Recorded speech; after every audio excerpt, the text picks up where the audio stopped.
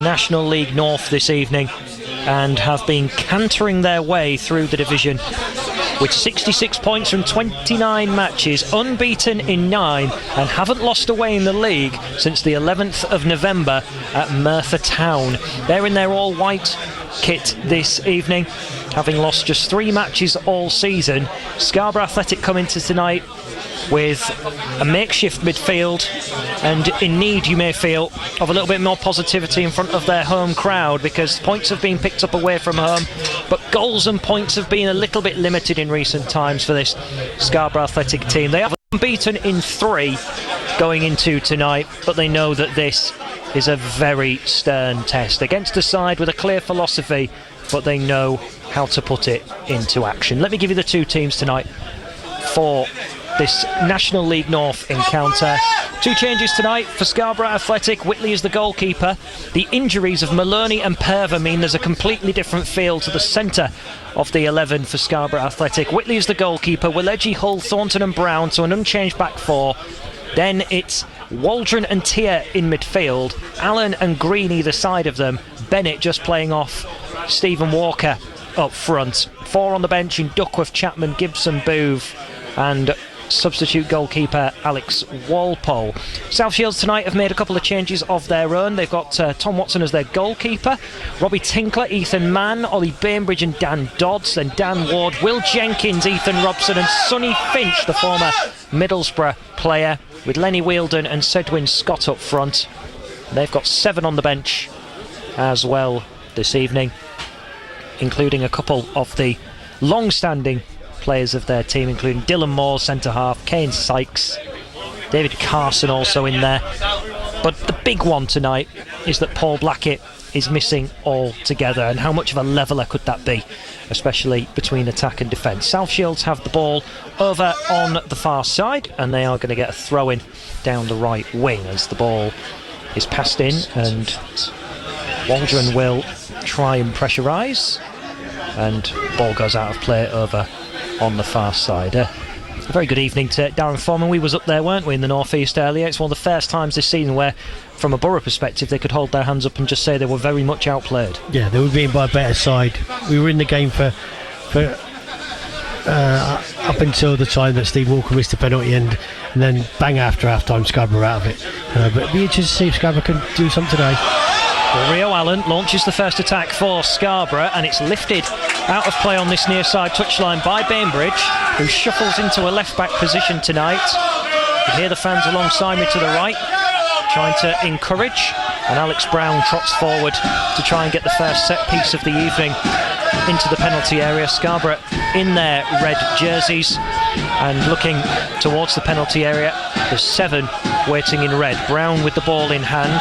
He's just asking 1 or 2 to come a little closer to the front of the box as this comes in from the main stand at Queensgate. Brown tosses it in, bit of swerve to the ball, over Thornton's head and cleared away by South Shields. They try and flick it round to Harry Green only, who tries to push it down the right side. Bainbridge collects. He will try and play forward. Good flick on that near side touchline by Dan Ward, but there's an offside flag up on the far side, which means a free kick Scarborough's way in centre field. Yeah, lots of managers talk about going somewhere on a Tuesday night in the middle of February or January, and this is one of them tests for South Shields. Fits the bill, doesn't it? It fits the bill, and it's where there sometimes you're up for it, and that's what Scarborough hoping that they're not up for it, and Scarborough could capitalise on that. Mentioned in the build-up, the size of South Shields' team. It is a rather small-looking unit. They've got a line of 6 in a very high line. This is the free kick of Scarborough is from the middle of their half, and South Shields position a line of 6 in the centre of their own as it's stood up towards Bennett. Walker wanted to play the ball to Allen. Bit of a miscommunication. Dan Ward will put the ball out of play, and it will be a throw-in because Walker didn't give up the fight.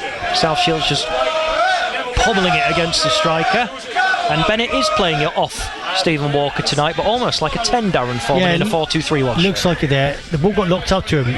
I'm hoping that he's not just going to flick things on. Even though he flicked on to Stephen Walker, I hope that at some time he's going to take it on his chest. That will stop them dropping off and just letting him win the header.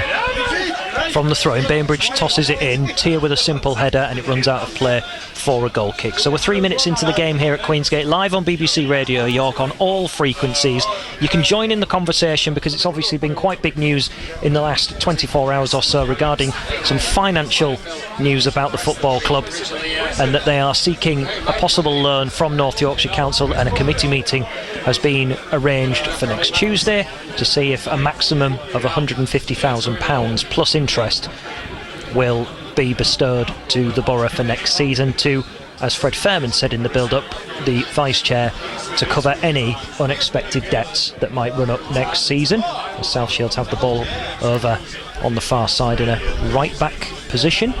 Early goals going in the National League North tonight. Nearly a full calendar. Darlington versus Radcliffe called off this evening as South Shields pass the ball around the back. Fylde lead 1-0 at home against Spennymoor in the very early stages, and Southport are 1-0 up away at Chorley. We'll keep you up to date with everything across the division as we go out the night. Past halfway, South Shields in all white with a little bit of claret trim. They've got the ball and they try and work it through the middle with Scott. Scott goes over, tackled by Waldron, who tries to play a through ball to Walker. Flag has gone up for offside. Now the displeasure on this near side suggests that it was very nip and tuck. I thought it was close, but the linesman was very confident. Not for me. Looked onside to me. 14 looked to be keeping one to me, but hey. Number 14 is Ethan Mann, the centre half. Walker just gets on with it, and Scarborough are on the attack as well. Down there, left-hand side with Green. Stands up across, over Walker's head. Alan gambling at the back stick, but cleared away. You can already see a big mud splatter on Sedwin Scott's shirt from where he went down in the centre of midfield. Expensive detergent will be needed to get that out, but South Shields are flush with a few pounds in the bank as the ball runs back towards their goalkeeper Watson. And we'll spot straight away with South Shields how the centre half split off to either side of the penalty area. They will always try and build, so the press from Walker tonight has to be so important to prevent South Shields getting up the pitch. He has to force them inside as such, make sure the ball goes past, doesn't get past outside, goes in through the centre, and Richie Bennett's going to push on as well. It's just going to be important, but Scarborough are going to have a high press. The first thing is there's a lot of players slipping on the pitch. Even though it looks okay, I think underneath it looks very wet, and there's a few players just slipping. Are you partial to this is a random question, are you partial to a creme brulee, Darren? Have you ever had one of them in a restaurant? You break the top and then it's all mushy underneath. Very, very much so. Yeah, I think you're probably right. It's the only time we'll mention food this evening.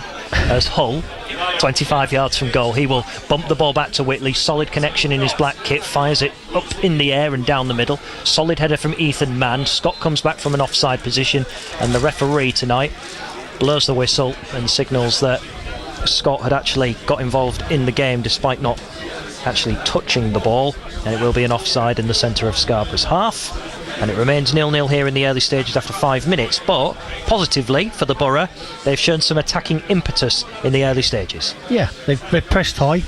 We had the opportunity where Steve Walker was through. Was he wanted offside? We thought he wasn't, but the linesman thought he was. Good start.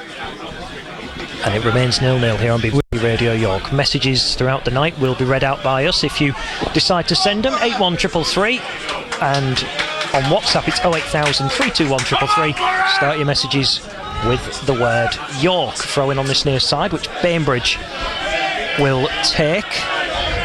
The left back is being told to maybe just go back a little bit by the crowd, but referee this evening is very much okay with it, as the press from Green down the centre almost catches out Tinkler, but Tinkler has found a way out and plays to Jenkins, who goes past halfway. His attempted through ball to Ward is blocked by Waleji and won back by Waldron in midfield into Rio Allen, who tries to step inside. He's got two on him. Wheeldon, the Derby County loanee, able to pressurise, so too did Ward. So it goes back to Jake Hull. He looks to clip one forward. Allen behind his man and manages to get the first contact on the shoulder to the right of the penalty area. He's going to twist and turn and now has a run at Bainbridge into the box. He goes over, but it was under his own weight rather than the defender. Not a good clearance. Waldron, right of the box, stands up across. Willegy with the header, but into the hands only of the goalkeeper Watson. He got the power right but didn't find a corner. Should maybe be 1-0. 8 minutes played, 0-0. Yeah, great opportunity. Good play initially by Scarborough, winning the ball back 2 or 3 times from South Shields as they tried to play out. Kieran Willegy got too much on it, needed to guide it wide of the keeper. 5 goals so far this season. Decent return for him, despite playing obviously as primarily a right back for those who've been following the Sea Dogs. As the ball is clipped forward, looking for Stephen Walker. Watson actually came out of his box and nodded it, but the linesman has put his flag up for offside. The referee gave the decision of offside, so that's maybe why there's a bit of aggro from the fans on this near side, because it appears that the officials aren't on the same wavelength. He wasn't offside there either. The linesman didn't give it until the referee did, so strange decision. 0-0, but Scarborough have had the better of the opening exchanges.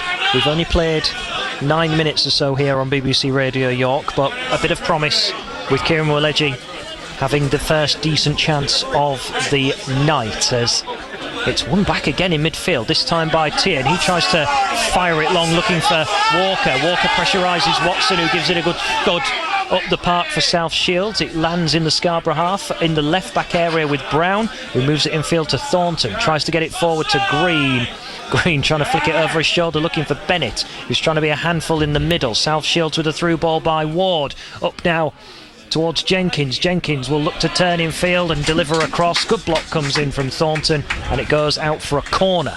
Yeah, lovely start by both sides, both trying to get it down and try and play. It looks like an entertaining start to the game. They're going to send not too many forward by the looks of things, South Shields. They're going to leave 3 back. Early attacking intent for the counter being set out by Scarborough, because Walker and Green stay forward. Everyone else is back. Allen dropping in. Waldron waits on the edge of the penalty area. Well, we all saw the Chelsea thing against Arsenal the other week. Then they all sent all their players up after the corners were taken.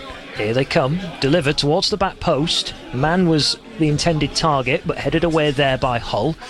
Ward collects in the left midfield position, now to Jenkins wearing 10, delivers the ball in, headed there by Rio Allen.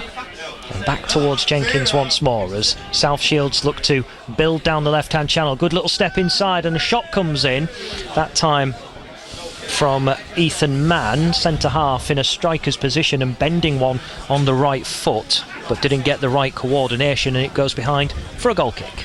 Yeah, unfortunately for Scarborough there, Rio Allen was the last man there. He was looking for an offside flag, and one that didn't come. You're better off just wait for the linesman to give his flag. He'll make his own decision up.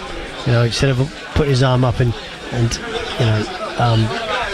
to make the linesman make a decision. Unfortunately, Whitley will give this ball a clump forward up through the air. There's a little bit of mist is on show on the rugby field behind us. Scarborough up the field with Green, and he's going to win the little tussle to the left of the penalty area, and a back heel down the line looking for Brown. Thudded away though by Tinkler, and then is that a trip over on the far side? Linesman's put his flag up, and the referee eventually decides to give a free kick as Brown just went over on the left. They look very, very square at the back. Flat back four, very square. Scarborough might get some joy if they can just hold that position, just stop going, without going offside. Referee tonight is Scott Henry, who officiated the Spennymoor game where Maloney scored late on, and he's got his eyes fixed at the moment on those in both red and white shirts making moves towards the areas it's delivered. It landed at the 18-yard line. South Shields clear away towards this near side touchline. Back to Bainbridge under pressure from Allen. His clearance isn't the greatest, and Hull will play to Tier. Good footwork away from Jenkins, and now sets Allen away down the right hand touchline. Allen at the corner flag. He's going to try and twist it back onto his left foot. Sets it up for Waleji. A little 1-2 between those. Waleji's touch isn't the greatest. It just lifts up into the air from his standing foot. South Shields have it back, and they will build here with Jenkins to Mann, who very casually looks for a ball in the centre midfield area, but cleared away however as Sonny Finch, who's a Middlesbrough player, Loney, and I've always wondered what his demands are to come and play in the National League North, given the proximity and the geography between Middlesbrough and Scarborough Athletic, given he's an attack-minded player as well. He's had 3 games and come up with a couple of goals since joining, and he's been involved on the bench of the Championship outfit at points in the last 2 years. So maybe he is an example of just how much firepower in the transfer department South Shields have got this season, as here comes Scarborough. It's with Waldron over on the far side. He twists back in field, looks to deliver an inverted through ball to Walker, trying to run in behind. Cleared by Shields, but only as far again as Tier this time. Not the best of control on the far side from Dodds, and Dodds is pressurised by Walker, and he just cannons the ball against Walker's left foot, out of play, and that's a goal kick. Good press. Yeah, Scarborough getting a lot of possession from their bad place, as we say. You know, they're trying to make rash clears, and Scarborough picking up a lot of possession from that. From the goal kick, South Shields will play out. So wedded to their philosophy as Mann and Tinkler. They combine as the two centre halves and trot the ball up towards the centre circle. Now played in field towards Robson. Robson now plays to Ward. Good rotations from that midfield area of South Shields and that passage of play, but Bennett in the centre of midfield manages to win the ball back. Green over on the far side will play back to Brown, who goes on a little run infield towards halfway, just getting bumped and barged about, but fairly and squarely by South Shields in the view of referee Henry. Back it goes to Watson in his, I would say, blue kit, but it's got a very modern feel about it. It looks like a tank or something has run over it with a little black pattern down the middle part as Jake Hull moves the ball back to Whitley. Long ball forward. Bainbridge just needs to judge his header. It just took a bit of speed off as it bounced in the ground. Bennett, was he caught late by Jenkins? Ref plays an advantage. Tier up to the penalty area, moves the ball left, looking for Harry Green, covered by Dodds, and Dodds then sends the ball soaring away and away from the back four, and he got a lot of turn on it to move it back into the centre as Thornton and Hull combine. Pressure from Ward, but Hull has done well to turn away from the press and now gets Scarborough moving down the right with Waleji to Allen, and then Waleji lifts one forward. Waldron watching it out of the night sky, and he's got goal side of Robson. They feel he was being hassled, the Scarborough fans. Walker now looking to play it in towards Rio Allen, covered by South Shields, and Bainbridge will clear this away eventually, I would suspect, as Ward moves it infield towards Jenkins. Jenkins now with a diagonal. That should be offside. Up goes the flag. Free kick Scarborough Athletic. Yeah, I bet Nigel on his left-hand side under a little bit of pressure already, isn't he? Yeah, he's given the offside. Didn't give a free kick there. He's under a bit of pressure already. 16 minutes gone. Apologies for the bad language. I imagine that would have been picked up as Whitley will get the free kick. Did he just say come back with a flag that works? Is that what I just heard? Well, it worked a couple of times, but it shouldn't have worked, unfortunately.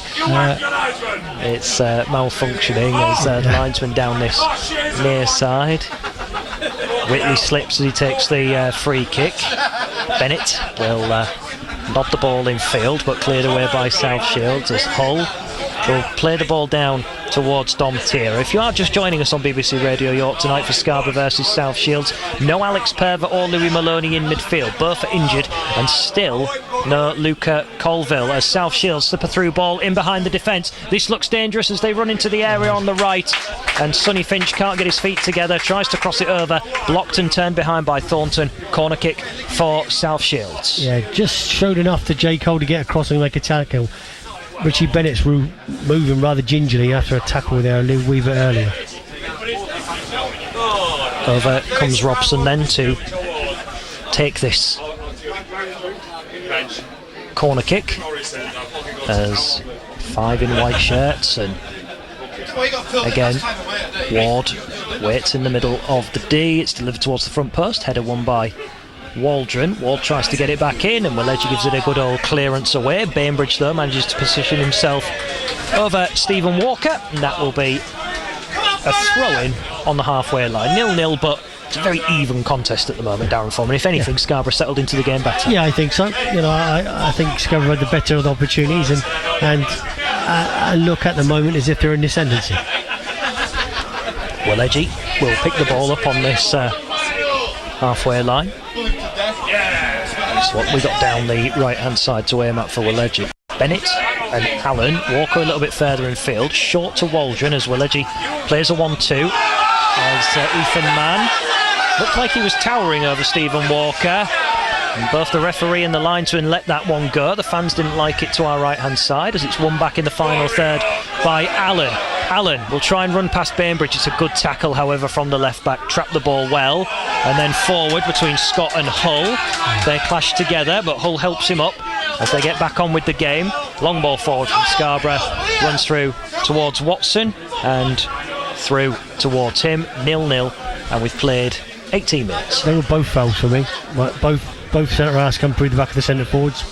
I'm biased, obviously, but to respect to the centre forwards, but I thought the referee let a couple of fouls go there. At walking pace now, Tinkler has the ball. Centre half up towards the centre circle, in towards Jenkins. Mann, he will try and play the ball forward to Ward, left winger. He's offside now. They've had a few offsides in the early stages of this game. Mistiming their runs forward. He, thankfully for Scarborough, he shouldn't be offside because he can see all the way across the line. It's one of those that the coaches go absolutely spare about because he shouldn't really be offside, but thankfully for Scarborough he was. Well, I thought on the coaching staff of South Shields, it's a rather interesting complexion because Ian Watson is currently the manager. Mike Williamson is his assistant. They were the other way round once upon a time when they were at Gateshead and Carlisle, but they seem to have changed who's in charge in the building. But it seems to be working for them, for Ian Watson, given his first opportunity. Elliot Dickman leaving the club at the end of the year, and he's currently working in the backroom staff of Hartlepool United in the National League as we await the game to restart with Whitley. I'll give you some score lines from elsewhere in the National League North. Fylde 2-0 against Spennymoor as Walker was pulled over by Ethan Mann. Looked like he'd been bear hugged 25 yards from goal. Referee just waves it away as there's certainly a case for always leniency as Bainbridge has sliced the ball. Will Edgy into the penalty area on the right. Big chance for Scarborough. Waldron can hit it from 20 yards and it's blocked by South Shields. Comes out again to Dom Tier. Alex Brown, I beg your pardon. He swipes the ball into the white wall of defenders and cleared away now by South Shields who want to come on the counter. Scott with his mud splattered shirt nudged over in the centre circle. Free kick given. He got up and played it immediately, but Sonny Finch can't run onto it. Runs through towards Ryan Whitley. But a lot of carnage in the final third, lots of chances, and it all came from Bainbridge completely having an air shot and Willedgy getting into the area. Yeah, got the ball stuck under his feet, didn't he? And it just stopped in the surface. But there's been a couple of times where they've made rash challenges or rash decisions. Curzon 1, Marine 1 is the latest score, as well as Chorley versus Marine, and Fylde 2-0. Everywhere else is 0-0 at the moment in the National League North, as Watson has the ball on the penalty spot of his own area and sends it flying forward. Green just giving a little innocent shove on that occasion to Robson, as South Shields try and play through. Brown, good slide tackle comes in from him, as Hull is now going to try and lift it to the right hand side for Rio Allen. Bainbridge, confident header this time, as Allen pressurises still, and Jenkins was caught by Allen. It was not the most sufficient of contact right in front of us. Jenkins wanted it immediately, and Allen is feeling like one of those decisions where Scarborough Field has been more often than not, it's been a bit more volatile than what he's just given. Yeah, I thought it was a foul, but I didn't think it was anything what he's moaning about. I was there to try and tackle it. It just bounced high. Both players both went for the ball. Unfortunately, Allen just caught him. Bainbridge tees the free kick back towards Ethan Mann. Goes back towards the keeper in Watson. Takes the ball to the 18-yard line. Back out again to Mann as Walker pressurises. Mann just got the ball stuck under his feet a little bit. First time the pitcher's worked some devilry. As back it goes to Watson again. He will take a few touches towards the edge of his box.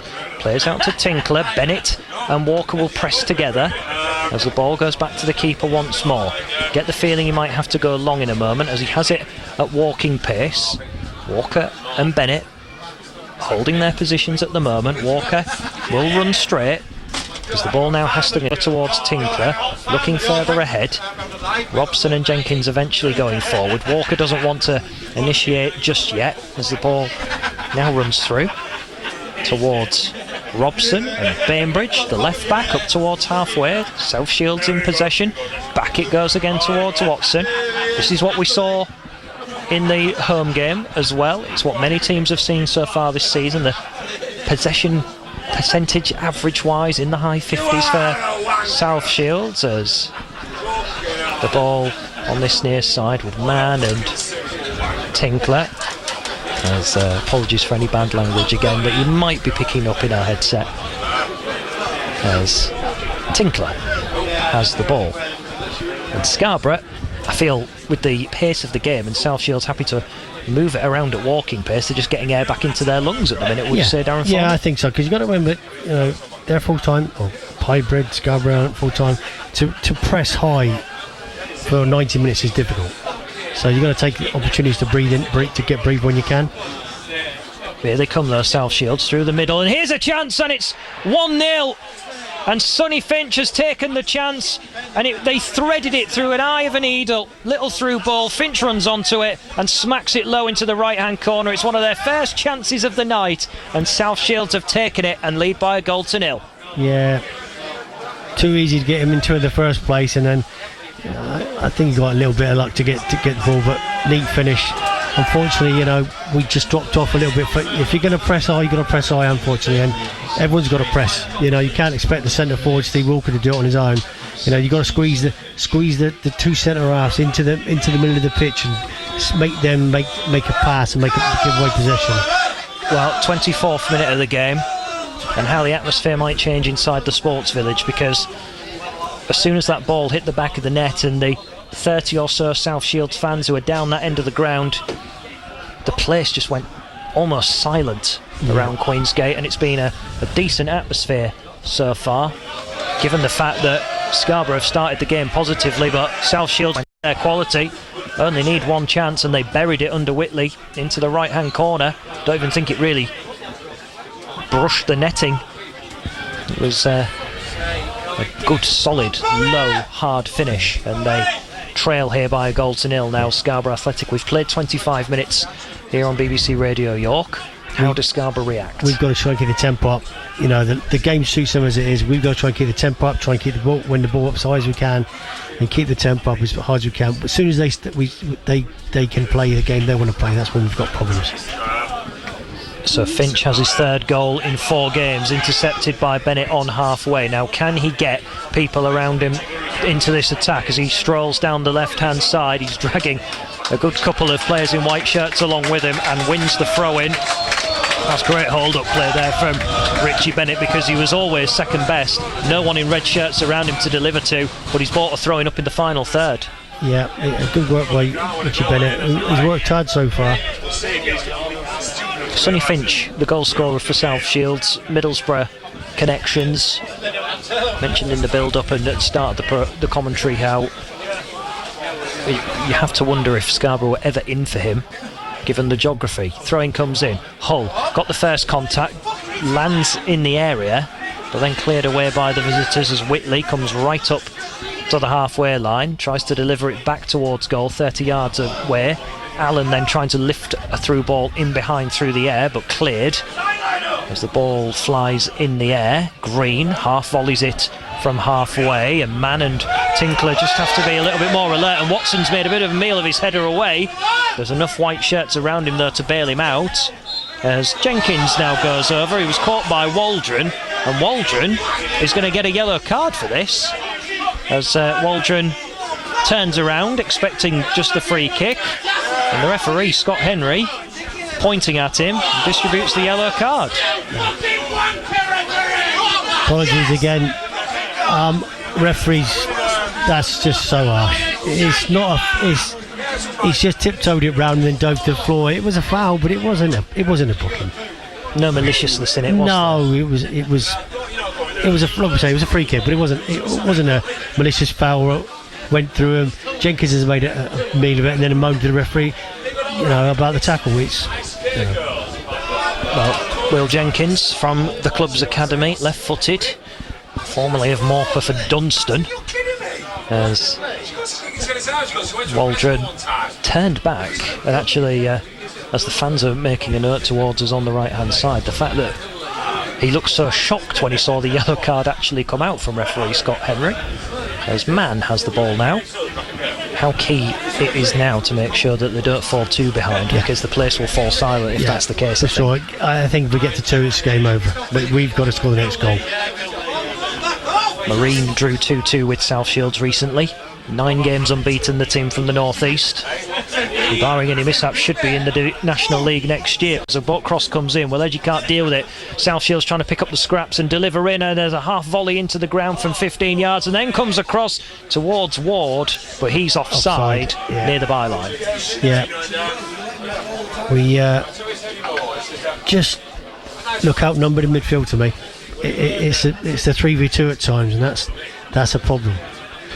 Because if Richie Bennett pulls up, pushes on to help Steve Walker with the 2 centre halves, it leaves them 3v2 in the middle of midfield. That was the worry though, wasn't it? I think because they play, even though it's officially a 4-4-2, because Ward and Wheeldon and Finch, they can all drop in and just swarm in that middle area. That's why they're so good at their passing play, because they just outnumber the opposition, as you say. But coupled to that as well, with all due respect to Waldron and Tia, this is not a combination of centre mids that have played together, as we see Finch, the goal scorer, run the ball into the centre of the Scarborough half. It's played back now towards Mann, who's going to go to Tinkler.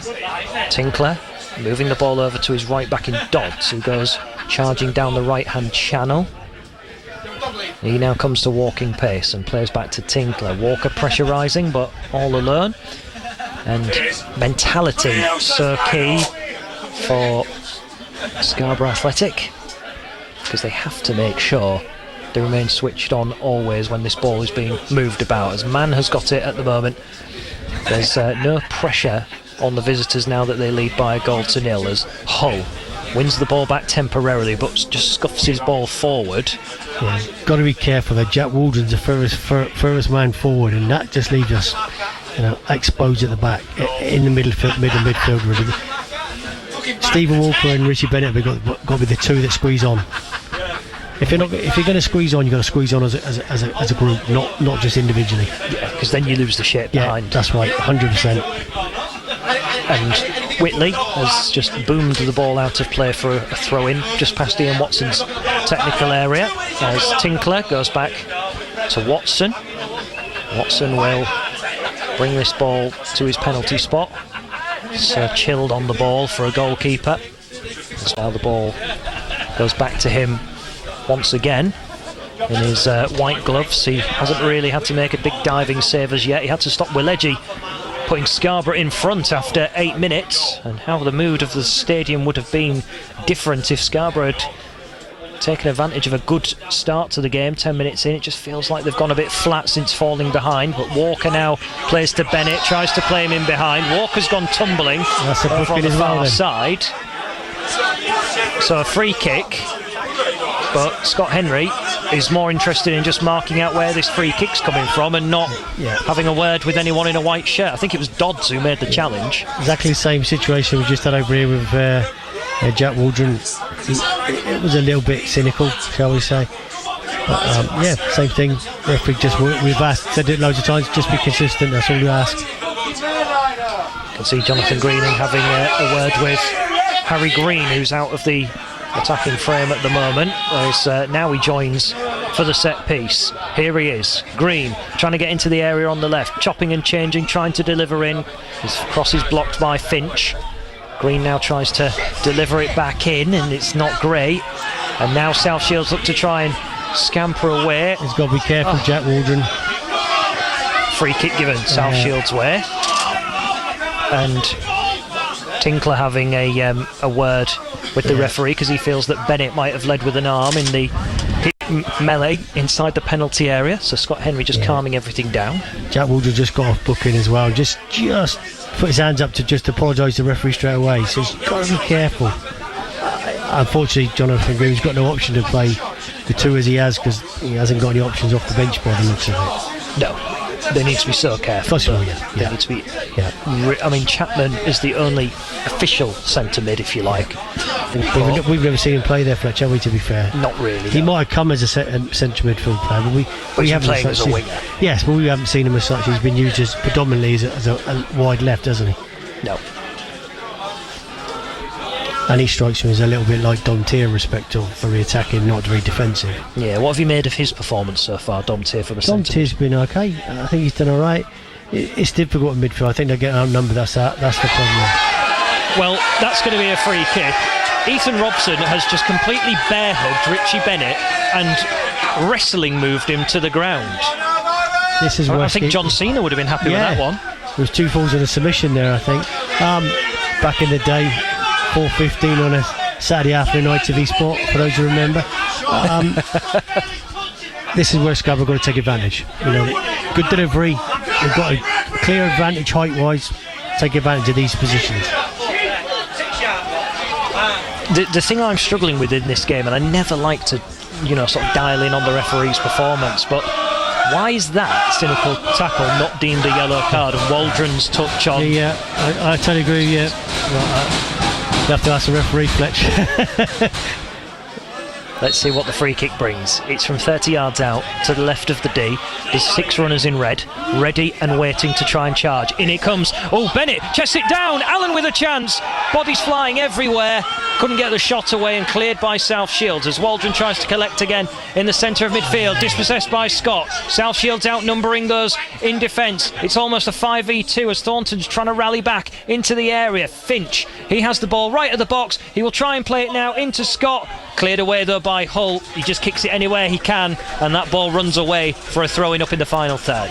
Yeah, just didn't drop to Scarborough. It looked like someone was sort of in a good position there. Will Thornton maybe got dragged down, but then we didn't quite get on the end of the bits and bobs that were bobbling as it bobbled around. Allen just struggling a little bit with the kick, I think, as well. I think that might, from the fact that he swiped the ball and just didn't get the cleanest of contacts. I wonder if that's maybe just an impact injury off a defender diving in and just putting their body in the way as he good tries play to style it out. Good play by Alex Brown. It was a 4-3-2 at one stage. Yeah, just didn't make a challenge. Just held his ground and then made it an opportunity to make the tackle because we were well outnumbered at the back there. South Shields have the ball back in midfield and they come forward with Jenkins.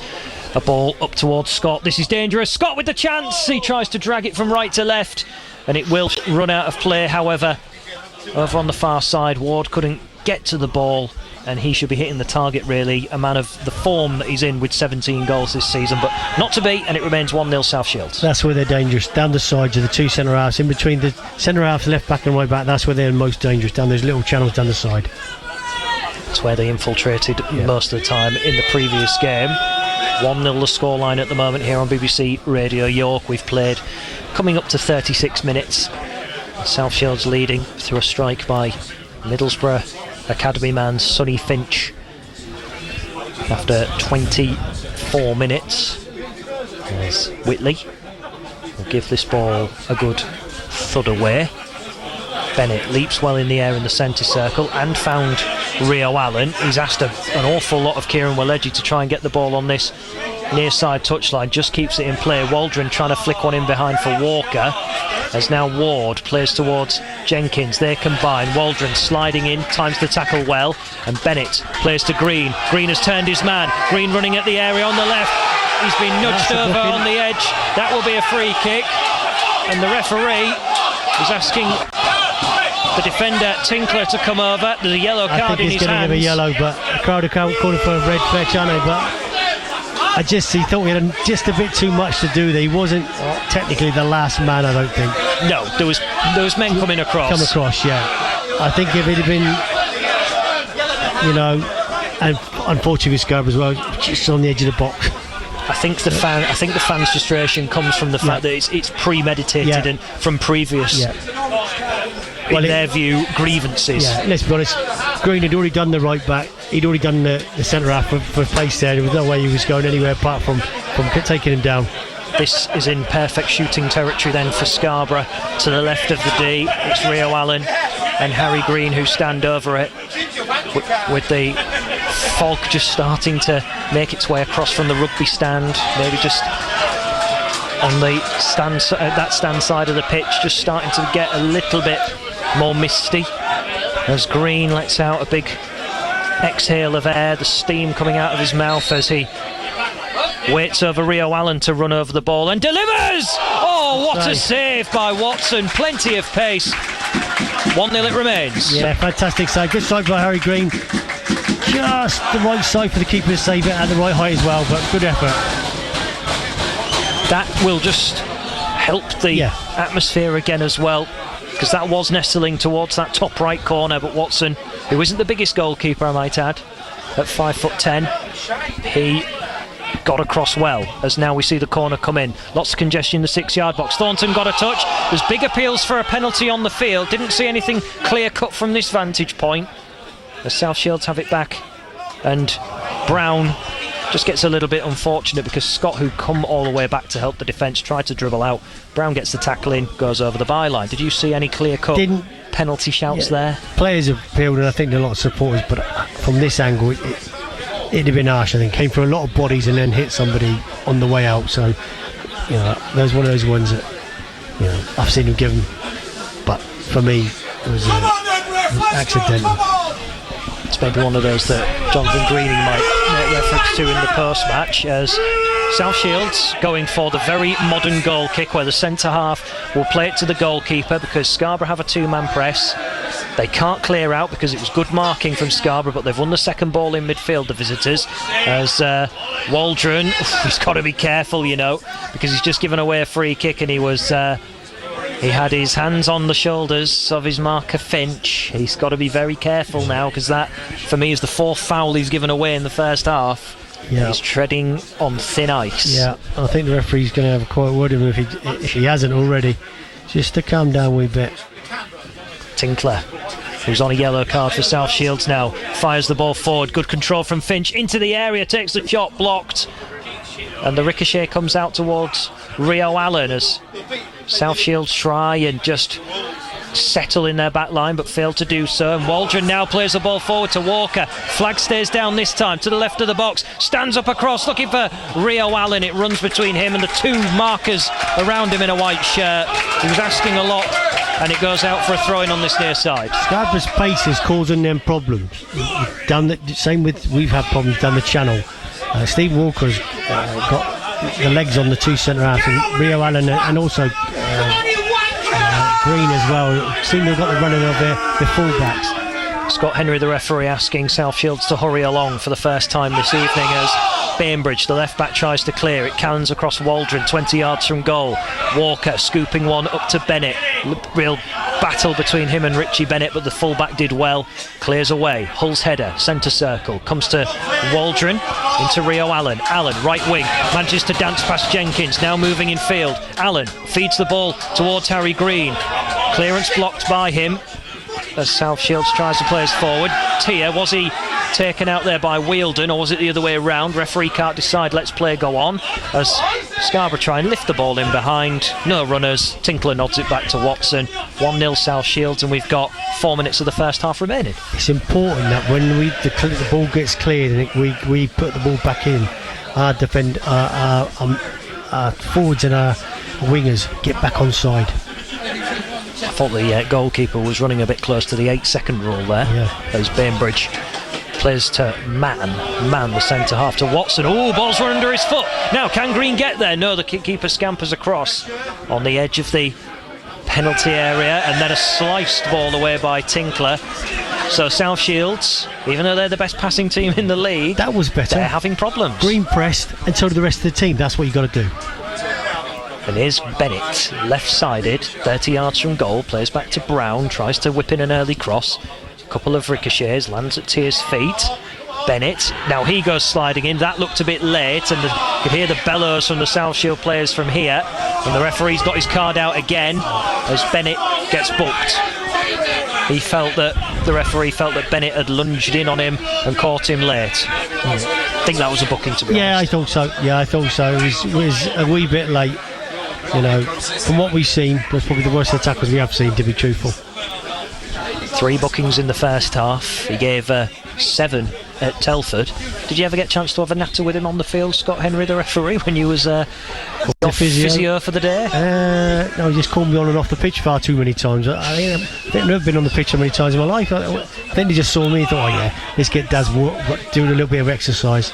I've noticed Dom Tier's boots are a different colour to the ones you were wearing. Have you still got them? Yeah, he gave me a dud pair of them pink ones. Did he? Did he sign them for you? Yeah. I asked him nicely, but he said no. As the ball is flared forward by South Shields up towards Finch. Scott, he will then try and take a shot on right-sided, 18 yards from goal. Danger not over as they try and work across into the box. It's well blocked, however, on that byline. And over on the far side, Scott rolling around after just losing his balance and maybe taking the force of the Scarborough defender. And this will be a corner in favour of South Shields. It's been a fast-paced first half, I have to say. Yeah, it's been entertaining. Both sides have... It's not perfect because of the pitch, unfortunately, but both sides are trying to play now. There's been a few chances, both ends. And I think Scarborough will be disappointed. They're not level at half-time. They've created enough opportunities. My worry is as the game gets towards the 60-minute mark, 70-minute mark, Scarborough are going to get tired. And looking at our bench, there isn't a lot to change up, to be honest. No, there isn't, is there? That's the problem. Can they get themselves level sooner rather than later, or South Shields going to strike here? Ball played in. Whitley, two-handed punch returned by South Shields inside the box. Ward trying to run onto it.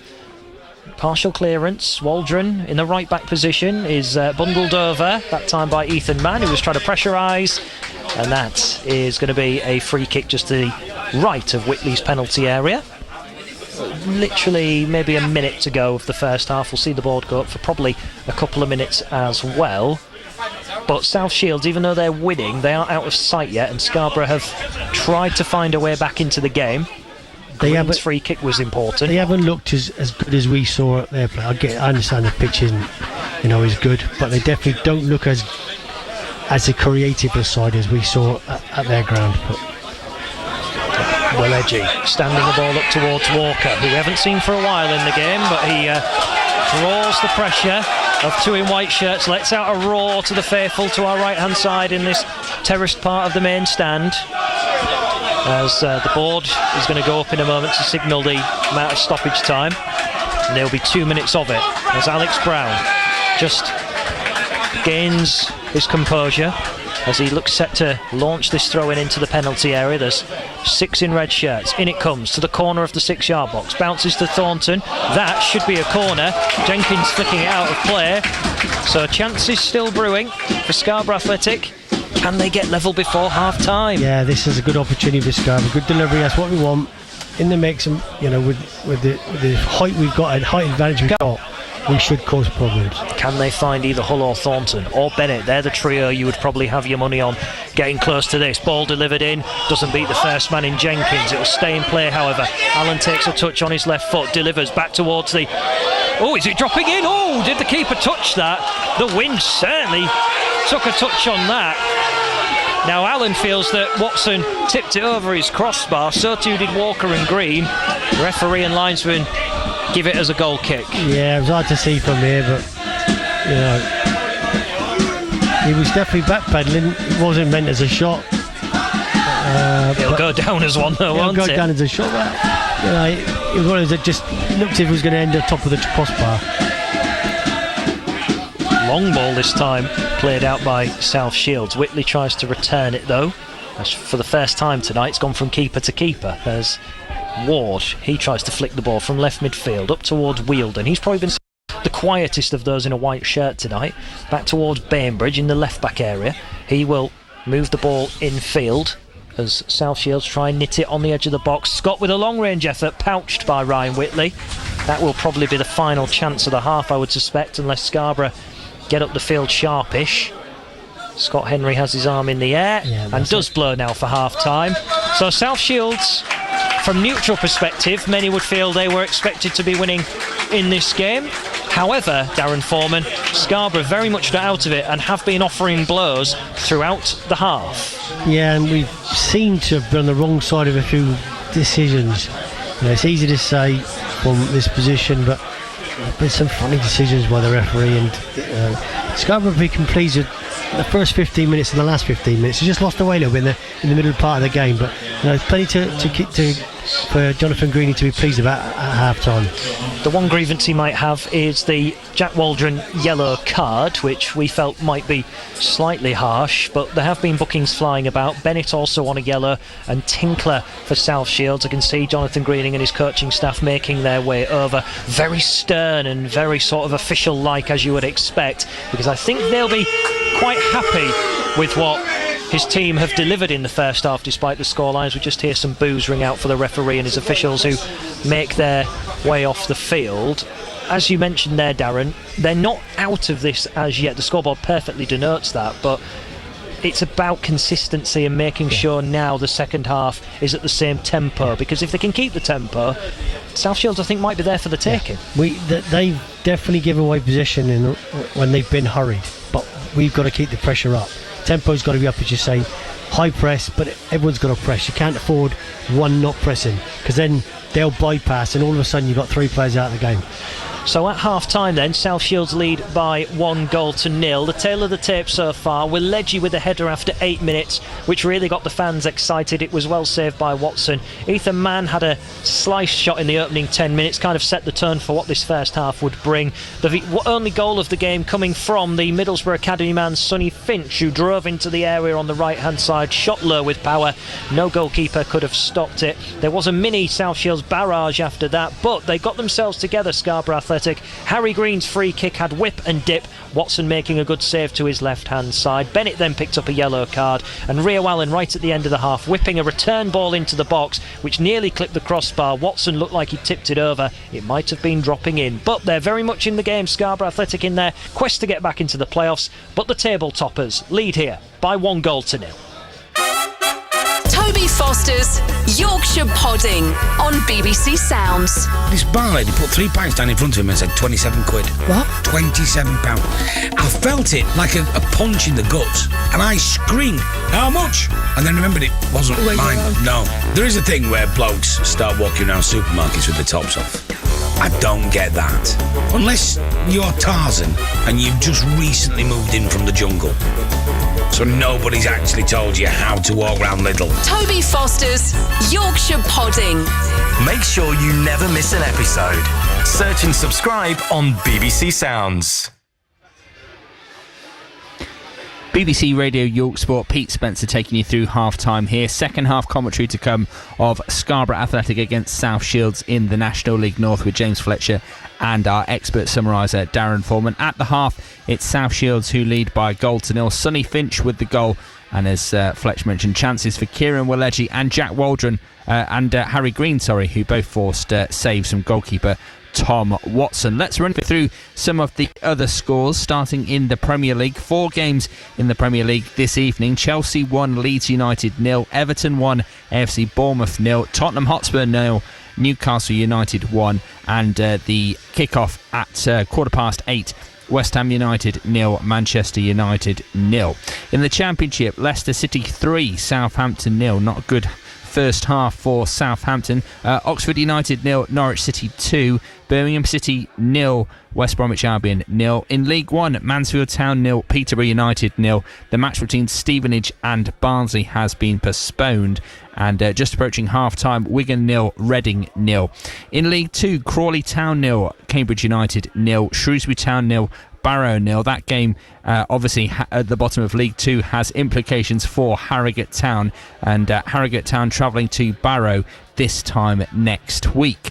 In the National League then, Altrincham 1, Wildstone 0, Boston United 1, Gateshead 0, Carlisle United 1, Scunthorpe United 1, Morecambe 1, Tamworth 1, Solihull Moors 2, Eastleigh 0, Truro City 0, Woking 0.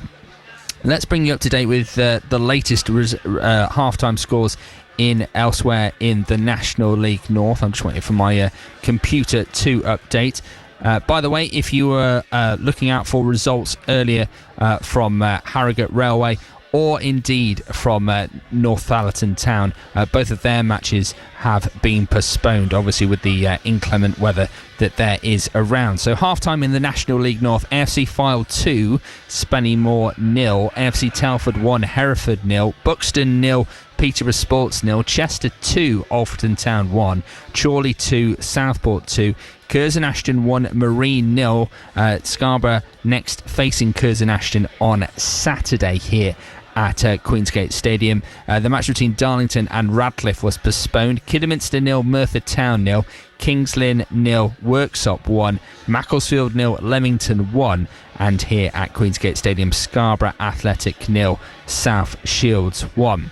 So now you're up to date with the latest scores around the various leagues. Let's turn our attention to cricket for the next few minutes. At the T20 World Cup, England's men fought back to beat Nepal and avoid a major upset in their first match of the tournament. England won by just 4 runs in Mumbai, as a nervy finish saw Nepal finish on 180 for 6 in reply to England's earlier total of 184 for 7.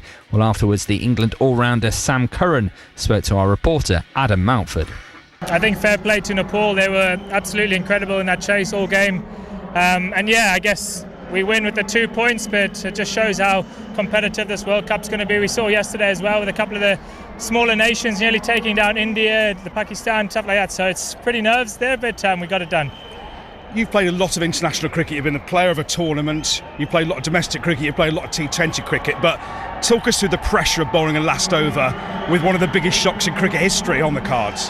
Yeah, it was. To be fair, one of those moments where I think you practice and you hope that you execute, and I kind of said to Brookie, I'm backing 6 Yorkers here and I'll take the hit if I don't execute, and I think you've got to think like that. I weirdly thought of the 2016 final when Carlos got hold of Stokesy, and I was kind of thinking, well, if I execute, he's not going to hit me for 6, and top of my mark, I just watched his feet and thankfully executed, and those games are great to win, but wow, it would have been a horrible one to lose. Can you just explain to people are looking at it from the outside and say this is a double world champion winning side taking on Nepal, obviously a horrible phrase, minnow, and it was that close. Can you explain how that happened? Yeah, it's crazy. I guess when I went to bed last night, we got told kind of around dinner and stuff that it's a full house here. We knew it was going to be full of Nepal fans. I've played a lot of cricket in India. I've never had an atmosphere quite like it. It was pretty incredible, and I think it just shows the strength and depth of world cricket at the moment. I think the associate nations are playing more often and they're getting so much better, and obviously getting exposed to better cricket, better grounds, and I just thought the way they played our spinners was, and obviously the way they hit the ball so clean, they ran like absolute sprinters in the middle. It was kind of 2 every ball, then a boundary, and we couldn't stop them, and yeah, I think they're a dangerous team throughout this World Cup, so we watch out for them. Talk us through, first of all, I suppose, England's batting. Did you think you had enough runs at the halfway stage? Because you actually had a slightly difficult start losing those 3 wickets. Yeah, we did.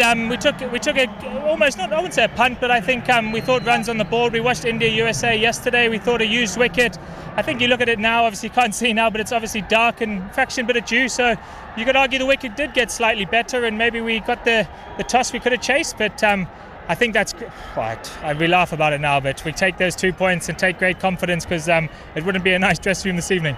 And in terms of the batting, obviously Jacob Bethel and Harry Brook with the half century. We all know he's had a challenging few weeks. He'd be very pleased in his first game as a World Cup winning World Cup playing captain to have a half century. Yeah, exactly. Brookie's dealt with it all brilliantly. I think our big thing is trying to stick with him and trying to support him.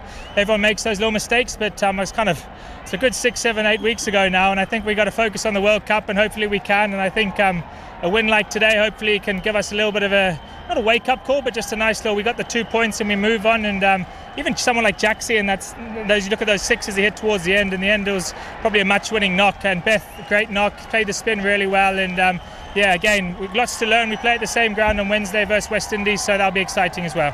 And in terms of Harry as a captain, I mean, that's quite a test, isn't it? And he got through it. Yeah, massively. I think T20 is actually such a tough format. You've got to make some tricky calls, tough decisions here and there, but at the end of the day, we're 11 players out on the field supporting Harry, and we've got a lot of experience. Guys like Joss, myself, we've captained around the world, and great coaches around him are all helping him, and yeah, hopefully he can let the bat do the talking. And talking about players with experience, I mean, Liam Dawson was first in a World Cup squad 10 years ago. Crazy. Gets to play his first game, gets a wicket in the first over, and actually played quite an important role. Yeah, and we had breakfast with him this morning. I think he was saying it's his first game in the World Cup, and he's been involved in so many. So yeah, he's such a quality, experienced player. He probably should have played a lot more for England throughout his career, but shows his character later on in his career. 2 for 20 or whatever he got, and he's just such a canny bowler, so clever alongside Rash and the other spinners. So I'm sure he's going to play a huge role in this World Cup. And it shows just how impressive this Nepal batting was, that they got after two of your bankers really, in Abdul Rashid and Jofra Archer. Yeah, it was amazing. I guess that's the hardest thing about these guys playing them. You don't really see them huge amounts. Obviously you've got the Nepal league that's getting bigger and bigger, which I saw a couple of our English boys have been to, and they said it's fantastic. And like I said, some of the shots in the last 3-4 overs on the up off Joff, and then Rash reverse sweep for 6, it's serious stuff, and you can't underestimate these guys anymore, and fair play to them. And I think the other guys in the group, thankfully we passed them now, because there'll be a few nervous other teams, but I guess we can laugh like I said now, but no doubt that was a cracking game and the World Cup's alive. And as you say, the fact that you've got those 2 points, you've got through that game, okay, it's a massive scare, but I suppose you take some sort of confidence. Oh, massively. I think I played a lot of T20 cricket. When you win the close ones, it's actually the ones that give you a little boost and a little bit of smile on your face, saying, wow, a couple of sixes there we got hit for, we can get those away. And yeah, it's exciting. I think it would be different if we lost, obviously, but no, I think we're a very honest team with ourselves. We'll sit in the dressing room tonight and chat about what we did well, what we can do better, and rest day tomorrow, and then we're back training ahead of West Indies, which I'm sure will be another cracking game. Yeah, and you'll go into that with that confidence, but a difficult challenge, of course, the West Indies. Oh, of course. They're such a powerful, dynamic side, and we play against them a load around the world, and obviously the ground like the Wankhede, small, very good wicket. I'm sure there'll be a few fireworks from both sides, and again, you never know. It will come down to that execution with the ball for both teams, and I think we had a nice little build up to this World Cup, and I think we've been tested on so many surfaces, pressure situations, but I'm smiling now, but don't worry, deep down I'm very, very nervous. BBC Radio York Sport, Pete Spencer taking you through half-time here. That was England all-rounder Sam Curran speaking to our reporter Adam Mountford. England back in action tomorrow against the West Indies, and England have made one change to the team for that second match of the T20 World Cup. Surrey's Jamie Overton replacing Lancashire's Luke Wood. Elsewhere today at the Winter Olympics, Jen Dodds and Bruce Mowat came agonisingly short of claiming Britain's first medal of the 2026 Games. They suffered defeat in the bronze medal match in the mixed doubles curling for the second time in 4 years, after losing out to the hosts Italy by just 5 points to 3. They're both back in action this week, though. They'll be competing separately with the men's and the women's events on tomorrow and Thursday respectively. Elsewhere here at Queensgate Stadium, we're just watching the substitutes who are still out here on the pitch. No sign of either Scarborough Athletic or South Shields just yet. James Fletcher, the temperature has just dropped a little bit as you rub your hands together by that open door away to our right hand side. Do you want me to shut this door, dear? Is that what you're implying? It's all right for now. I don't quite need to crack out the hand warmers just yet. However, a promising first half there from Scarborough Athletic. Plenty to be positive about with that performance. More of the same in the second half? Yeah, I think there's been some chances which on another day they might have taken. I think the goalkeeper, Watson, has done well and made 2 decent saves, because the Waleji header, that's a routine save for him, but at the same time he's got to be positioned in the right place. The Wigan goalkeeper, Loney that is, the best save of the day by a country mile was the free kick from Harry Green, and both of those chances came at either ends of the half, so there's been some continuity about the attacking display from Scarborough Athletic. It's nowhere near the same level of performance that South Shields put on Scarborough Athletic earlier in the season, and they are very much in the fight with the home side. How well, Darren, do you think they've coped in that midfield? Obviously with 2 players not playing in their natural positions, and they've not been overly bossed, but at times becoming stretched. Yeah, it's difficult for them, because Jonathan Green wants Richie Bennett squeeze up, squeeze on, so that takes away that 10. So unfortunately, if Scarborough allow them to play through them, that leaves them with 3-3-2, which is difficult, especially when neither of them are particularly defensive minded. It's going to be difficult, and for them I my worry is if we get to 50, 60, 70 minutes and we then run out of steam, that's what we don't want. Changes that Jonathan Greening might be able to make in the second half, Fletch, are relatively few and far between. Obviously the one addition he can bring on in that midfield is Theo Chapman. However, as we've talked about in the build-up, more of a winger than a central midfielder. Yeah, very limited in that department. He has to make with what he's got, Jonathan Greening. I'm sure they'll find a way if they need to.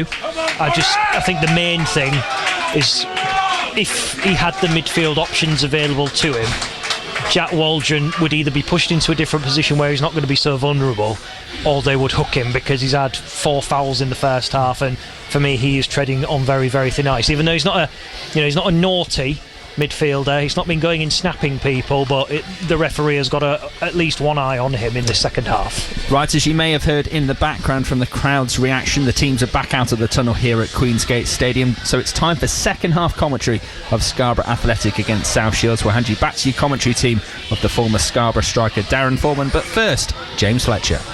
Thank you, Pete. I tell you what, the conditions, as Pete testifies, in the second half are becoming rather more Baltic. The spray-like rain is now beginning to drive in from the North Sea, and the mist falling down as well. It's certainly got the feeling of a winter evening match in the National League North. No changes for Scarborough Athletic at the break, so I'll quickly run through the 11 for you. It's Whitley as the goalkeeper. The back four of Willeji, Hull, Thornton and Brown. In midfield it's Waldron and Tia, because Perver and Maloney both missing through injury, as well as Colville and Wiles. Allen and Green are out wide, and then Bennett has been playing in behind Stephen Walker. The four on the bench are Duckworth, Chapman, Gibson, Booth and Walpole, the substitute goalkeeper. South Shields lead through Sonny Finch, the Middlesbrough academy man on loan, his third of the season, striking in the 25th minute. What will the second 45 minutes bring this evening? South Shields lead by a goal to nil. We'll run through some half-time scores as well for you, for those who may just be returning, because there are a couple of games in their favour in terms of results. However, there's some which aren't going in their favour, as you would expect this evening, as Brown will have a throw-in, which he's going to toss down the left-hand channel. Now lands with Waldron. Waldron will try and move the ball back towards Green, as both sides just try and play a game of fetch with the ball and try and hit it to their desired targets before being volleyed out of play for a throw-in over on this near side. So South Shields, Darren, as we discussed just there at the back end of half-time, a side that obviously want to pass the ball, are possession-based driven. At times they've looked really well connected, but obviously the conditions and the press of Scarborough Athletic have had a little bit of effect on the way they play. They're probably not at the same tempo and chat as the reverse fixture. Yeah, what you've got to try and do against your opposition is get them out of the comfort zone and try and make them play the way they want to play. You know, the conditions are definitely got worse. That might just suit Scarborough. We'll see. Will Mother Nature be an unlikely substitute for Scarborough Athletic, as it's with Bennett 20 yards from goal, left side. He will push the ball to the left wing for Harry Green. An overlapping run from Brown. Green's delivery bounces at the feet of Ethan Mann. Not done yet. Here they come with Tia. Tia shoots. It's blocked, however. Comes back out to the edge of the area, and South Shields want to break through the middle. Big amount of space. And soldiering forward here is Ward. Runs out of road. And Thornton gives it a good smack away just to hit the reset button. Out for a throw-in on this near side. Thankfully for Scarborough, heavy touch by Ward, who made good ground initially, but heavy touch, and allowed Jake Holder to make a clearance. Dan Ward at 28 started as a South Shields academy man, went to Newcastle United and has come back again, and he went via Middlesbrough, Gateshead, Spennymoor and Oldham as his clubs. As ball forward by South Shields. Thornton under pressure here, giving a real battle is Sedwin Scott, who knows how to score against Scarborough Athletic. He's got 4 against the Sea Dogs. As the ball back by Dodds towards Watson, the ball pitched up in front of him, and he gets a solid contact away. Green looking to clip on in behind for Walker to run onto, but the offside flag is raised anyway against him. Just to give you a quick run through of the South Shields side for any fans from the northeast who might be joining us this evening, Watson is your goalkeeper, Tinkler, Mann, Bainbridge and Dodds are the back four, Ward, Jenkins, Robson and Finch operate as midfielders, with Wheeldon and Scott up front is your 11 tonight. Offside flag, free kick then South Shields way, just in the middle of their own half. Scott Henry the referee barking away, just having a word or two.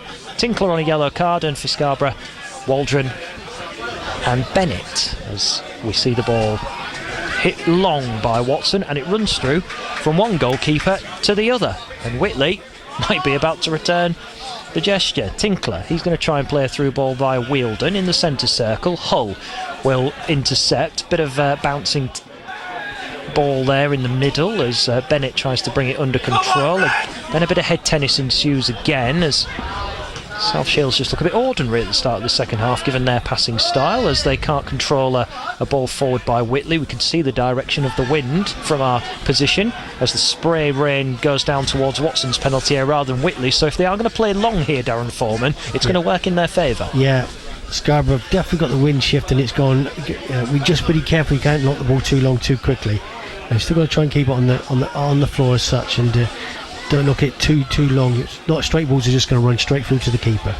Watson goading in Bennett, didn't get the connection. That's a really strange kick away by Watson. He didn't get any real good purchase on it, and the ball almost like it punctured in the air, if you like, the way it rapidly dipped to the ground as South Shields move up towards halfway. Visibility quite low out there as well, behind our perspex glass of the commentary box, as Tia intercepts in towards Green, centre circle zone.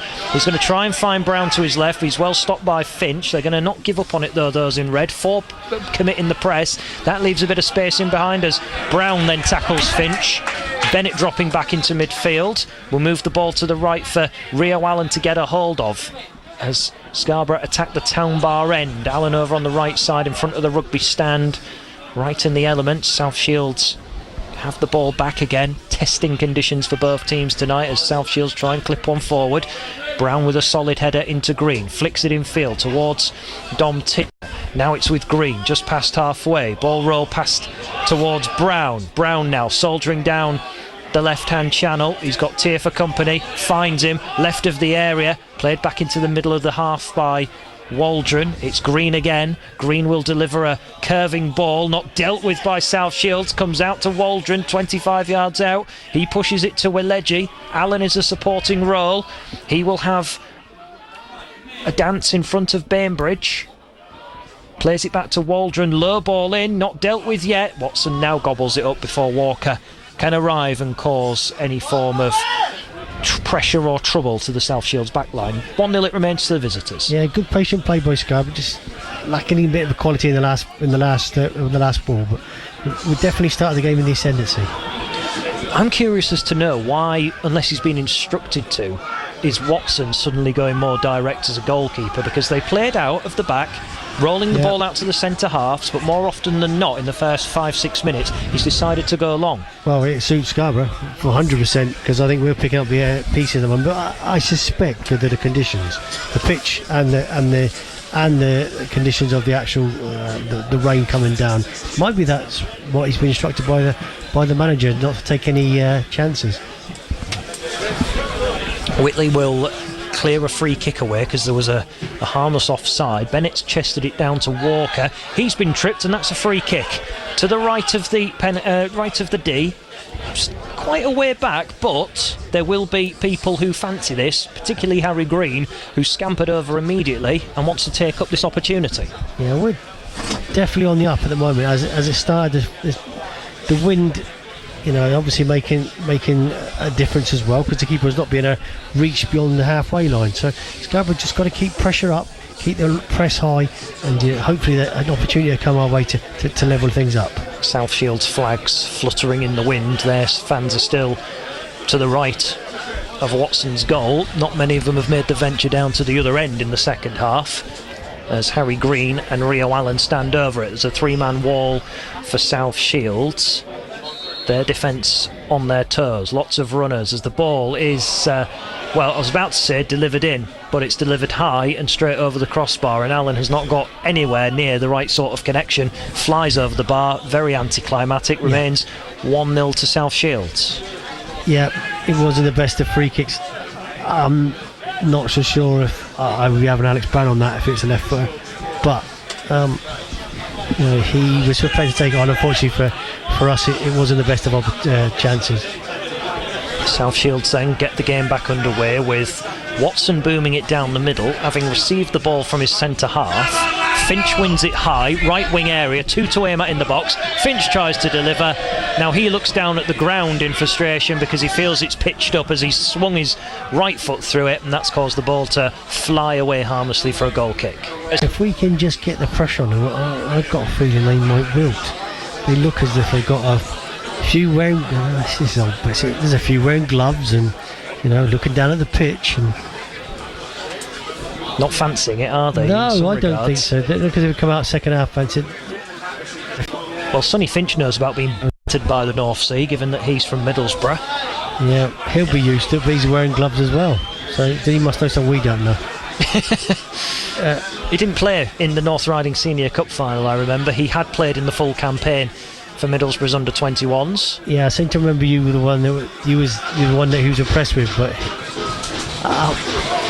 going back to that final, I can't remember any of the players that stood out for me, I'll be honest. A couple of them have gone on to play for Darlington this year. Charlie Lennon, who plays out wide, looks to have found his feet in the National League North, as the rowdy fans of the first half complaining at linesmen have been replaced by a drummer in the second half. The lads who've been travelling home and away, they were in good voice at Marine on Saturday. Good travelling party. Apparently there was a load of Tranmere Rovers fans who came to support Scarborough on Saturday afternoon. Oh, right. Crowd of 1,500 at Marine, which I have to say is very impressive. Yes, it is. Yeah, can't remember being that many whenever I played there, but they had a new stand opened at the far end as well, so a bit of that FA Cup money I think now being put to good use as Finch. Now, was he caught there by Thornton? The answer is no. He's been given as a dive, and a yellow card will be brandished. So the 4th booking of the night. Good refereeing. Finch tried to turn Thornton. Thornton just stood there, and Finch flung himself to the floor. Good refereeing. Yeah, good refereeing. Well, Whitley took it quickly, but the referee wants him to take it back because over on the far side there's a player tying their laces. Can confirm that's not an ankle or foot injury over on the far side. Yeah, Alan, by looks of it, no. Yeah, I think it is. Walker. Oh, Bennett. Yeah, Bennett, sorry. Quite a long way. It is rather windy and rainy. Windswept and interesting. Yeah. My glass has steamed up. Ball flighted into the area this time by Whitley. South Shields get the first contact, but it lands with Allen, right side of the box, tries to cross into space. The block falls the way of Ward, and now he's going to try and carry this ball away with Sedwin Scott driving through the rain. He's picked out Finch as well. It's a really good ball. Finch into the box, trying to get his right foot away from the ball so he can strike it. Thornton, though, eventually gets the better of him. Green clears from the touchline.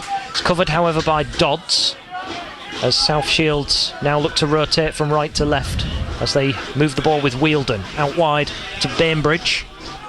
Bainbridge goes forward now to Ward, and Bainbridge once again as South Shields look to try and pass between the lines of Scarborough. Hull puts in a good sliding tackle. The piece of the ball was won according to the referee. Green plays to Bennett, tries to set Walker away down the right hand side. He's going to get to the ball at least. South Shields, though, athletic, able to get back goal side to the right of the box. Then Walker tees up Allen, not the best first touch. Waldron trying to play it in. Man went down off the ball in Allen. He thought he was body checked. Referee didn't think anything of it, and play goes on, and it remains 1-0 to South Shields as they now try to come forward, passing from back to front. 57 minutes played, they're just calming everything down, and the visitors lead by 1-0. But as we said at half time, Darren, Scarborough Athletic are very much in the game, and they are not being passed around the block. No, 100%. We just need to convert the opportunity that comes our way. There will be one. We need to score the next goal, I think, in my eyes. I think if they score the next one, that will just take it beyond us. They'll then be able to control the game as much as they possibly can. While we're in the tendency, we've got to try and score. Scores elsewhere at the moment. Fylde lead Spennymoor by 3-0. Telford lead Hereford by 1-0. That's a big score in the playoff race. Buxton 0, Peterborough Sports 0 is the latest score as South Shields hit it back to Watson. Bit of pressure coming from Walker, but Watson deals with it accordingly. Chester 2, Alfreton 2, Chorley 2, Southport 2. Curzon lead 1-0 at home to Marine. It's 0-0 between Kidderminster and Merthyr, as again a back pass to Watson is cleared. Worksop lead 1-0 away at Kings Lynn, but the big score of the night is Leamington, bottom of the league, are leading 1-0 away at Macclesfield. So Brown manages to win the ball in the left back area, just showed good pressure, good balance to stop Finch from driving into the box on the right hand side. They try and clear down the left. South Shields try and return quickly. Brown with the clearance, however. Wheeldon just trying to drop it into a centre midfield part of the pitch. Jenkins is tripped twice. The first one was deemed illegal. The second one is the one that is deemed the free kick after an impossible advantage. And this is right on the 18-yard line in the D, and danger for Scarborough. He's an eye for the diver, isn't he, with Jenkins? Just for a little feel something. Just goes over. I think probably the referee did get the right decision there, but he goes down far too easy for me. Yeah, he had two tackles on him. Yeah. He didn't try and stay on his feet. I know that he hasn't got any, but he didn't try and stay on his feet at all. He's the player whose fall to the ground in the first half got Jack Waldron in the book, which many will feel was quite harsh, maybe even on the South Shields corners as well. This is a really good opportunity though for South Shields to double their advantage, and there are suitors from Ethan Robson who looks the most encouraged by this, but he's going to run over the ball. It's dinked up into the wall only, and that will be headed away by Bennett. Jenkins, who won the free kick, was the one who struck it. He turns away from his man, sets a through ball to Scott. Thornton's contact takes the ball out of play for a throw-in. Good tackle there by Will Thornton, was where the ball's been passed, and good defensive play. Dodds, the fullback, coming forward to take this throw-in. Ball's played now to Finch. Finch tries to cross in. There's appeals for offside against him. Brown got a block on the cross, and now a free kick will go the way of the home side, and that will just have a bit of relief on the Scarborough back line as a few players go warming up. Yeah, good. They've had a good 5-minute spell, to be fair. We just need to get back on it again and push hard for this equaliser. Sonny Finch just having a little word with the crowd as he makes his way past, and the fans taking umbrage to it as a long ball forward is flicked by Bennett. Walker trying to run in behind. He allows the defender to slide in, knowing that he wasn't going to get the ball. South Shields clear as far as Waldron, on halfway for Scarborough, as South Shields wait for the ball to land on the deck. Finch, he went down, got straight back up again, and Alex Brown, who nudged him at best, and that's a free kick on the halfway line. The referee seems to be giving a lot of these without the linesman raising his flag. He didn't give anything for the first 10 minutes, and then everything since he's given. He was, didn't seem to be that keen to give any of the free kicks early doors, but he's been very picky since. Thornton heads the ball away from the penalty area as South Shields continue to play slightly longer balls. They try and push a through ball to get Scott away, but that one is easily gathered by Whitley, who sends it route one, bounces in behind the defence, and Allen's onto it. Now can he get his feet right to deliver a cross or even a shot to the right of the area? Allen stands up a ball, decent looking.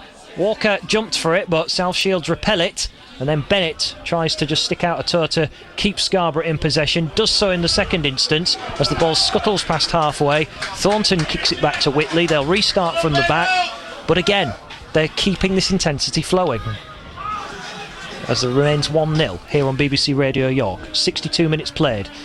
It's currently Sonny Finch in the 25th minute. The difference between these two clubs, his strike low and hard underneath Ryan Whitley, as Brown has the ball on halfway, plays it now to Waldron. Waldron goes to Green in the left wing position, all along the floor. Little tackle comes in from Finch, helping out his fullback, and out for a throw-in on the left side. Yeah, they've just come into the game and a good 5-minute spell. We need to just get back on it again if we possibly can.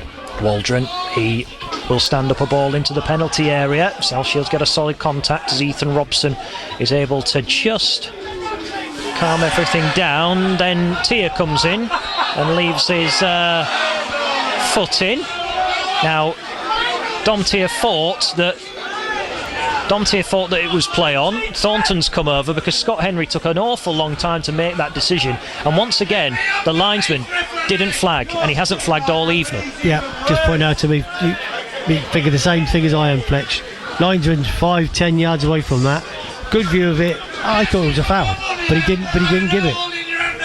Yeah, you know, and was it a booking? I don't think so, but hey. Free kick then for South Shields on halfway. Listening to BBC Radio York. We're on air until 10 o'clock tonight. We'll try and gather the thoughts of Jonathan Greening at full time live for you before then, as South Shields send the ball flying forward as the mist and the rain continues to dominate over on the far side. South Shields coming forward, ball into the area is a low one, and it's watched by Jay Cole. Walker goes sliding. It will be a free kick as Ethan Mann is judged to have pushed him. Do you know, I suggested it last time we ran a home game here. I'd swap the two wingers over. Just have a little run. Let Harry Green have a run at the left back, and vice versa.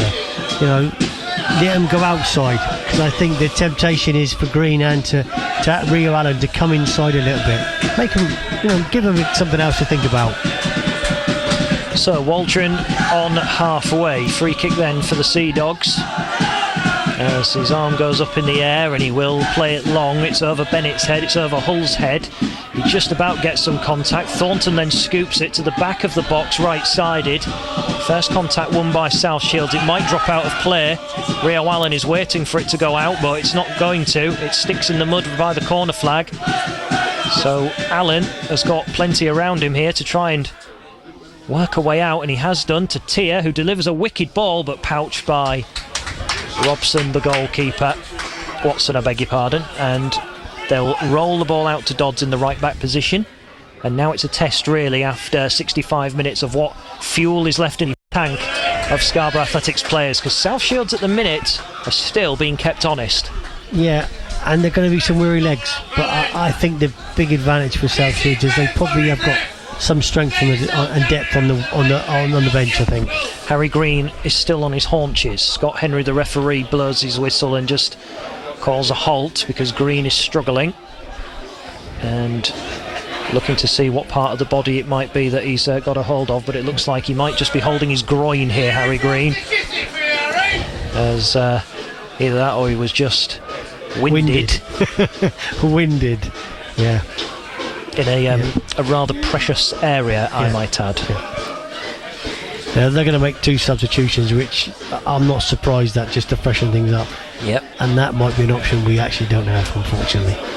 Well, let's see who it is who's going to be coming on over on the far side. Sonny Finch is going to be a player who's going to come off. He was about to jog all the way across, but he's been ordered back, and he will walk via the stand to Brown and Thornton's displeasure.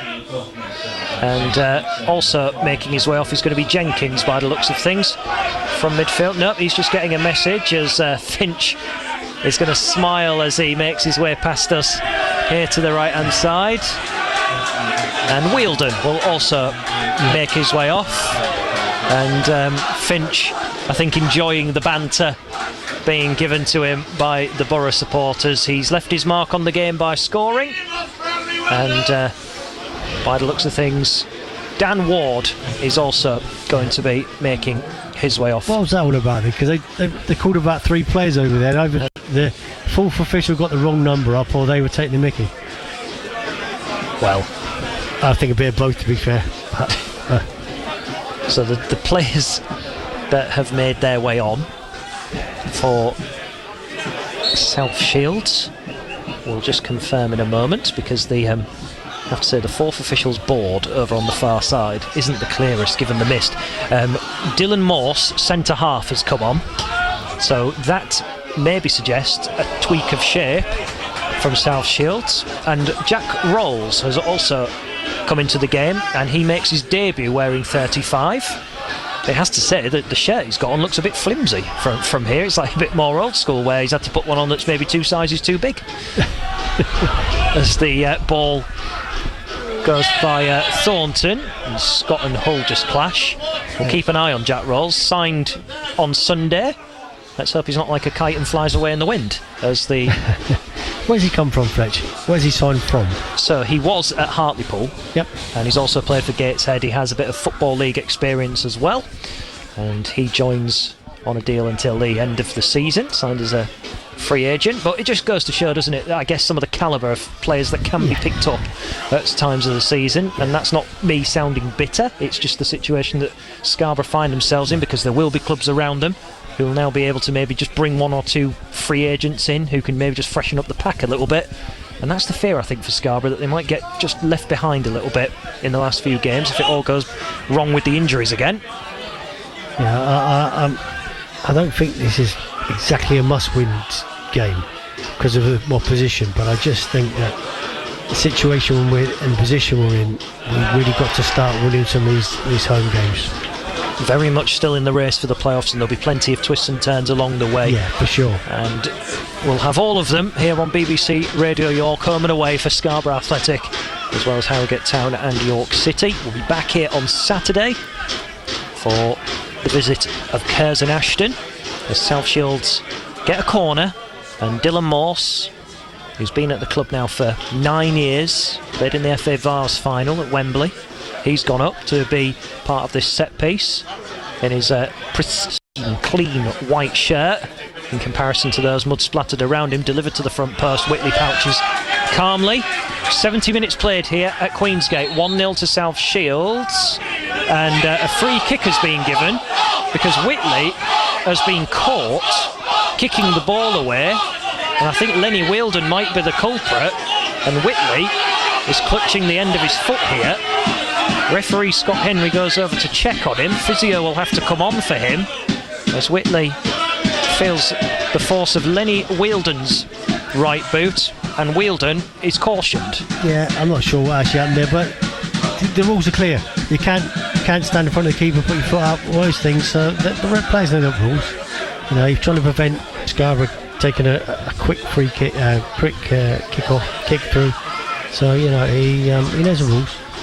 Whitley has told the medical staff to stay on the sidelines and that he's okay, as it's 1-0 to South Shields here on BBC Radio York. Whitley in his black kit takes about 5 strides back. He's going to give this a good old thud away from his 18-yard line, and the ball flies left towards Harry Green. Can't control it, and it runs out of play for a throw-in. At the moment, the league table suggests that Scarborough will be in 9th position because Macclesfield have turned it around against Leamington, leading by 2-1. Telford will be in the playoff places now as they are winning. They're on a real hot streak at the moment.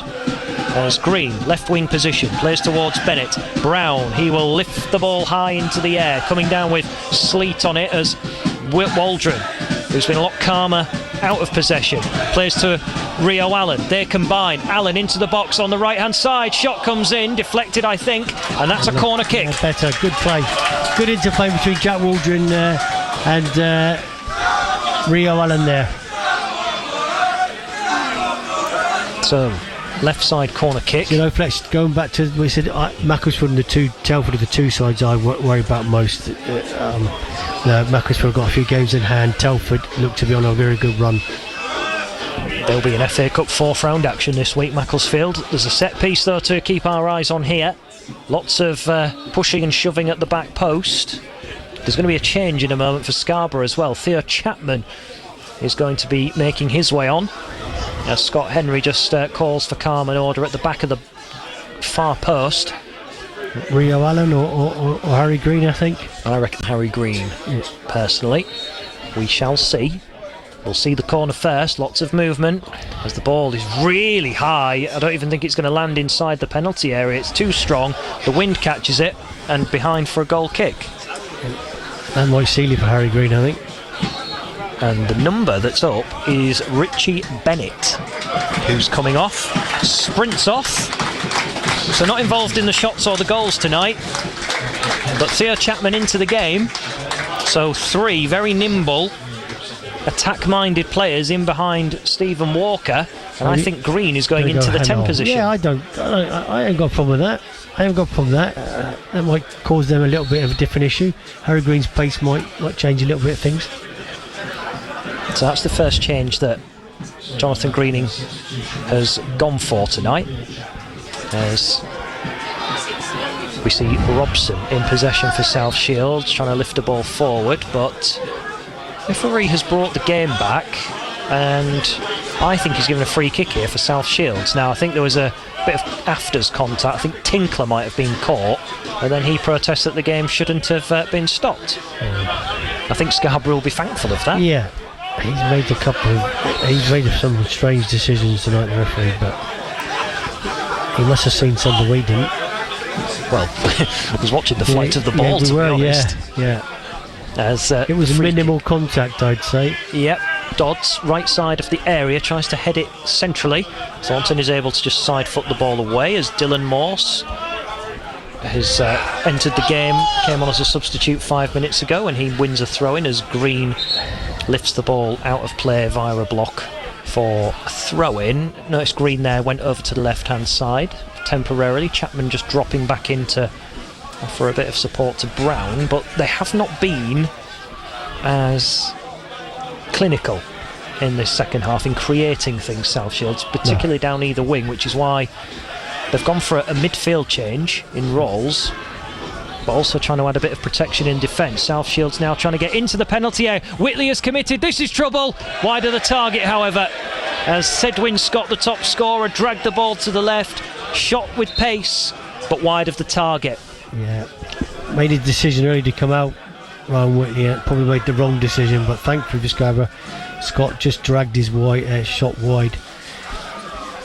You're listening to BBC Radio York across all frequencies, on air till 10 o'clock tonight, into the 76th minute. Scarborough 0, South Shields 1 at the moment, as Green moves the ball out wide, looking for Rio Allen, can't get past Bainbridge, the fullback, however, has had him locked down in this second half more often than not. It's going to be a free kick though.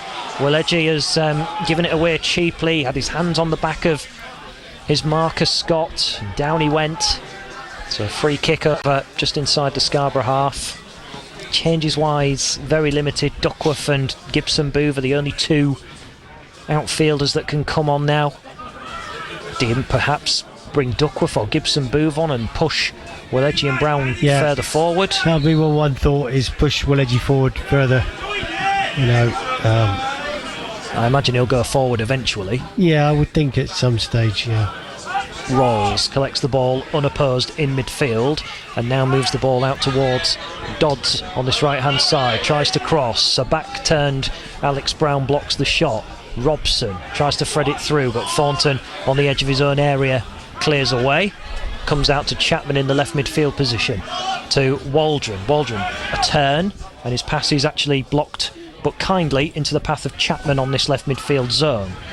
South Shields now just trying to keep the ball away from their own half, as Thornton again tries to go direct and play forward, not once but twice, trying to pick out Harry Green. Walker, who's been quiet in the second half, he hasn't really had much service, loses out this time to Robson. Back to Morse. Morse squares it across his defence to Tinkler. And South Shields, what they have done in this second half is probably gone away from their own style, because they are a possession-based team. They're into the penalty area up the other end. This is a dangerous shot which flies over the bar, and that was on this occasion Wheeldon who took the shot on. They've taken this thing out of the game this second half for me. We run out of steam a little bit, but they've definitely taken the steam out of the game for me. We probably need to change the shape a little bit, or change the personnel, and I don't think the personnel option is the one we've got. Well, we'll get the full diagnosis of the situation for Alex Perver. Also try and get an update on Louis Maloney, who is here tonight and seemed in very high spirits, but not being used tonight, having limped off with a hamstring injury. Alex Perver is the mystery though. as the ball goes out for a throw-in over on the far side of the ground, in front of the rugby stand end, as Green tries to turn his man. He's been caught in possession. South Shields down the middle. This is Sedwin Scott. There's a runner in Rolls. Scott trying to open it up himself. Tees up Wielden, and South Shields go 2-0 up. They lost it cheaply in midfield, and that could be the end of that. There's 10 minutes to play. Scarborough 0, South Shields 2. Yeah, Harry Green guilty of losing possession in the wrong area there. You know, and then from then onwards we were chasing shadows. They could 2 or 3 chances to take a shot, and then worked it for Wielden just to smash it home. Well, Harry Green getting a word or two from the captain in Will Thornton. And did he need to turn in that area? Should he have got his head up, do you think? Or I know it's a lot easier scrutinising from here, but did he have enough time and space to pick a pass, do you think? He probably was in a position he doesn't normally find himself. He's middle of the pitch, 30-40 yards in his own half, and he picked the wrong option. Keep the ball moving, just pass it round, and or keep possession. He's just unfortunately tried to run past his man, and unfortunately with Scarborough get robbed. Lenny Wielden with his second goal of the season then, and you may feel that could be the end of matters. Scarborough need a mini miracle then here in the midst of Bridlington, as Tia looks to feed it down the line towards Alex Brown, but dispossessed. Thornton will try and set the ball up towards Walker. Tia plays it back towards Harry Green, who found himself in a midfield position which is rather unlike Harry Green when he lost the ball. Tia, this is well knitted. Allen to the byline, just runs out of room and out of play for a goal kick. Yeah. We if we're going to get back in, it's got to be instant. We've got to get a goal instantly if we're going to get back in this game.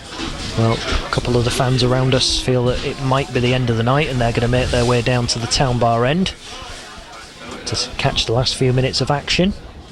Haven't heard the attendance being read out yet this evening, but South Shields will be coming away from this one after the conditions and the way they've had to play in the second half, and they'll see this really as a banana skin avoided, if you like, as Walker is shoved over around the centre circle spot.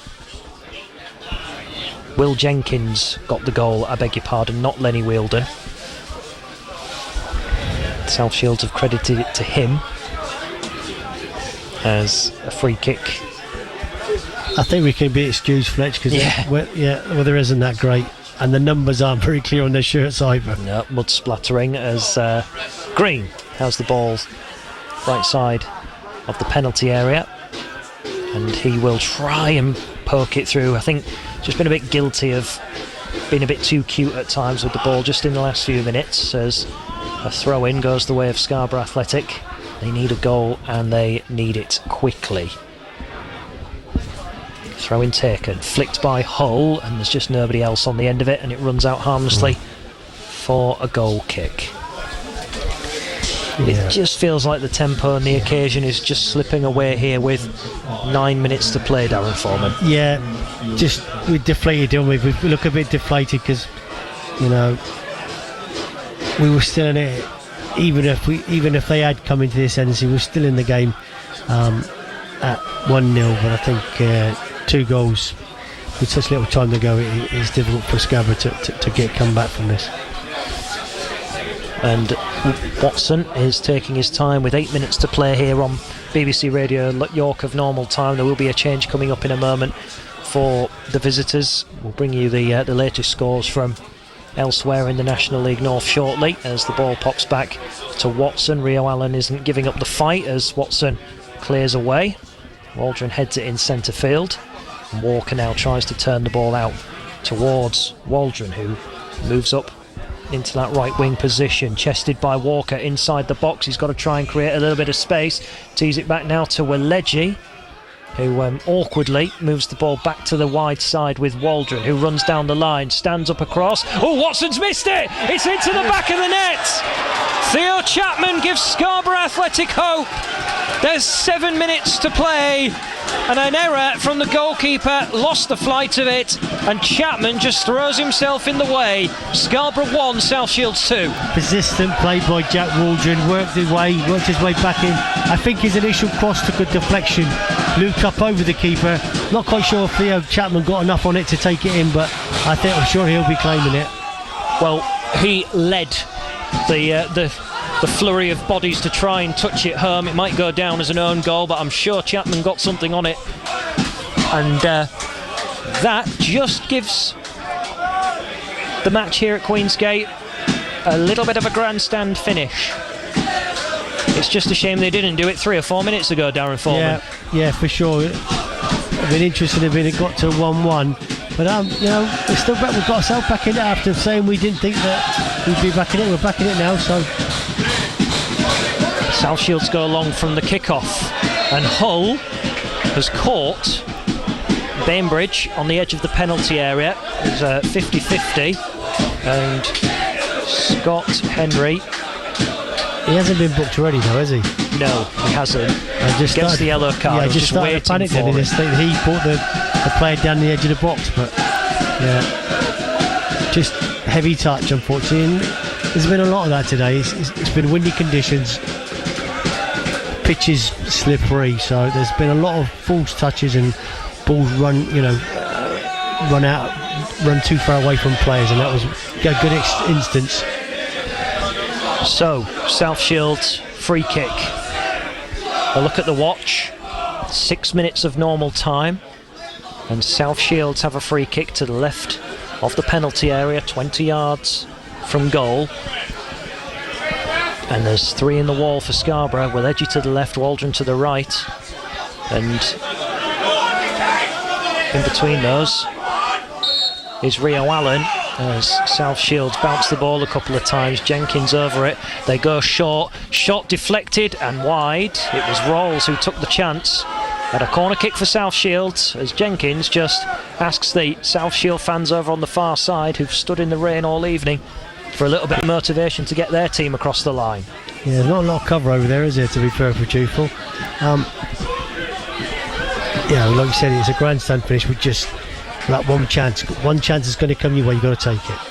Well, they'll commit now, that's for sure, if they can get this ball away unscathed, delivered towards the front post and straight into the side netting by the table toppers, as Ryan Whitley rolls the ball out as quickly as he can and gives it a good old thud down the middle.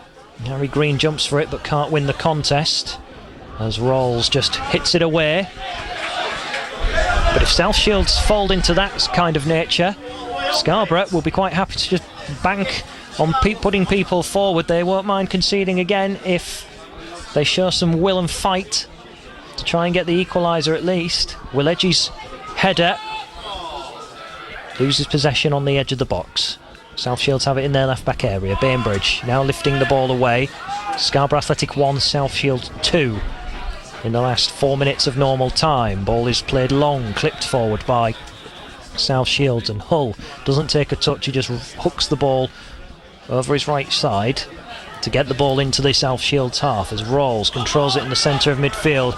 Very heavy press from Scarborough Athletic, and Tinkler wearing 2, very casual, manages to get away from 2 on-rushing forwards, as Thornton plays back to Whitley, takes a touch on his right foot, stumbling, can't clear away comfortably enough. South Shields gather in the left wing position over on that far side, as Jenkins feeds it into Rolls, as he just tries to move away from anyone in a red shirt, as Allen has got the ball, loses it. South Shields into the penalty area, and Gilden is just trying to keep away, and Allen has tripped him. I think it was clever play from the South Shields player to actually initiate the contact, and that will be a free kick to the left of the box. Yeah, clever play, you're right. Didn't need to make a tackle there, Rio Allen, just stuck a foot out and gave the South Shields player an opportunity just to go over his dangled out foot. So we've got 3 minutes of normal time to go. A couple more Scarborough fans are just making their way towards an early exit. The South Shields take their time here in delivering this set piece, which looks like it's going to be a cross into the air. There's only 2 in the box in Wielden and Scott, 3 in red shirts, and then 4 players back for South Shields on the halfway line, and 2 interspersed in midfield. As we see this free kick now delivered towards the 6-yard line, it's away from Wielden, it's going to run out of play. Ryan Whitley asks for a ball as quickly as he can, and the ball boy duly obliges behind his goal, and everyone goes flying forward to try and get Scarborough Athletic an opportunity to grab an equaliser, as Whitley skips but gets a solid contact as it goes up to halfway. Wielden wins the ball over Wileji, but he wins back and then gets pushed over in a free kick. Waldron rolls the ball down. We're into the final 2 minutes of normal time, and it's everyone forward apart from get Whitley to take this. Ryan Whitley, who's going now to take it. Yeah, get him to take it. Push Jack Waldron on. Everyone in a line in red shirts. Whitley sends it soaring forward. Hull got a little flick. Thornton did so as well. Chapman's got to really race hard to keep this in play at the corner flag, and does so. And he's in a tight spot. Can he get out of it? The South Shields look to temporarily win it back before it goes out of play for a throw-in. Scarborough Athletics way. Yeah, good opportunity for us to chuck it in. The only problem is it just against the wind slightly, I think. Well, everyone's forward apart from Ryan Whitley, delivered to the front of the penalty area, but I think the ball might be a bit slippy out the hands of Brown. It's cleared away easily. Green, he will just try and send it back in. It's well blocked.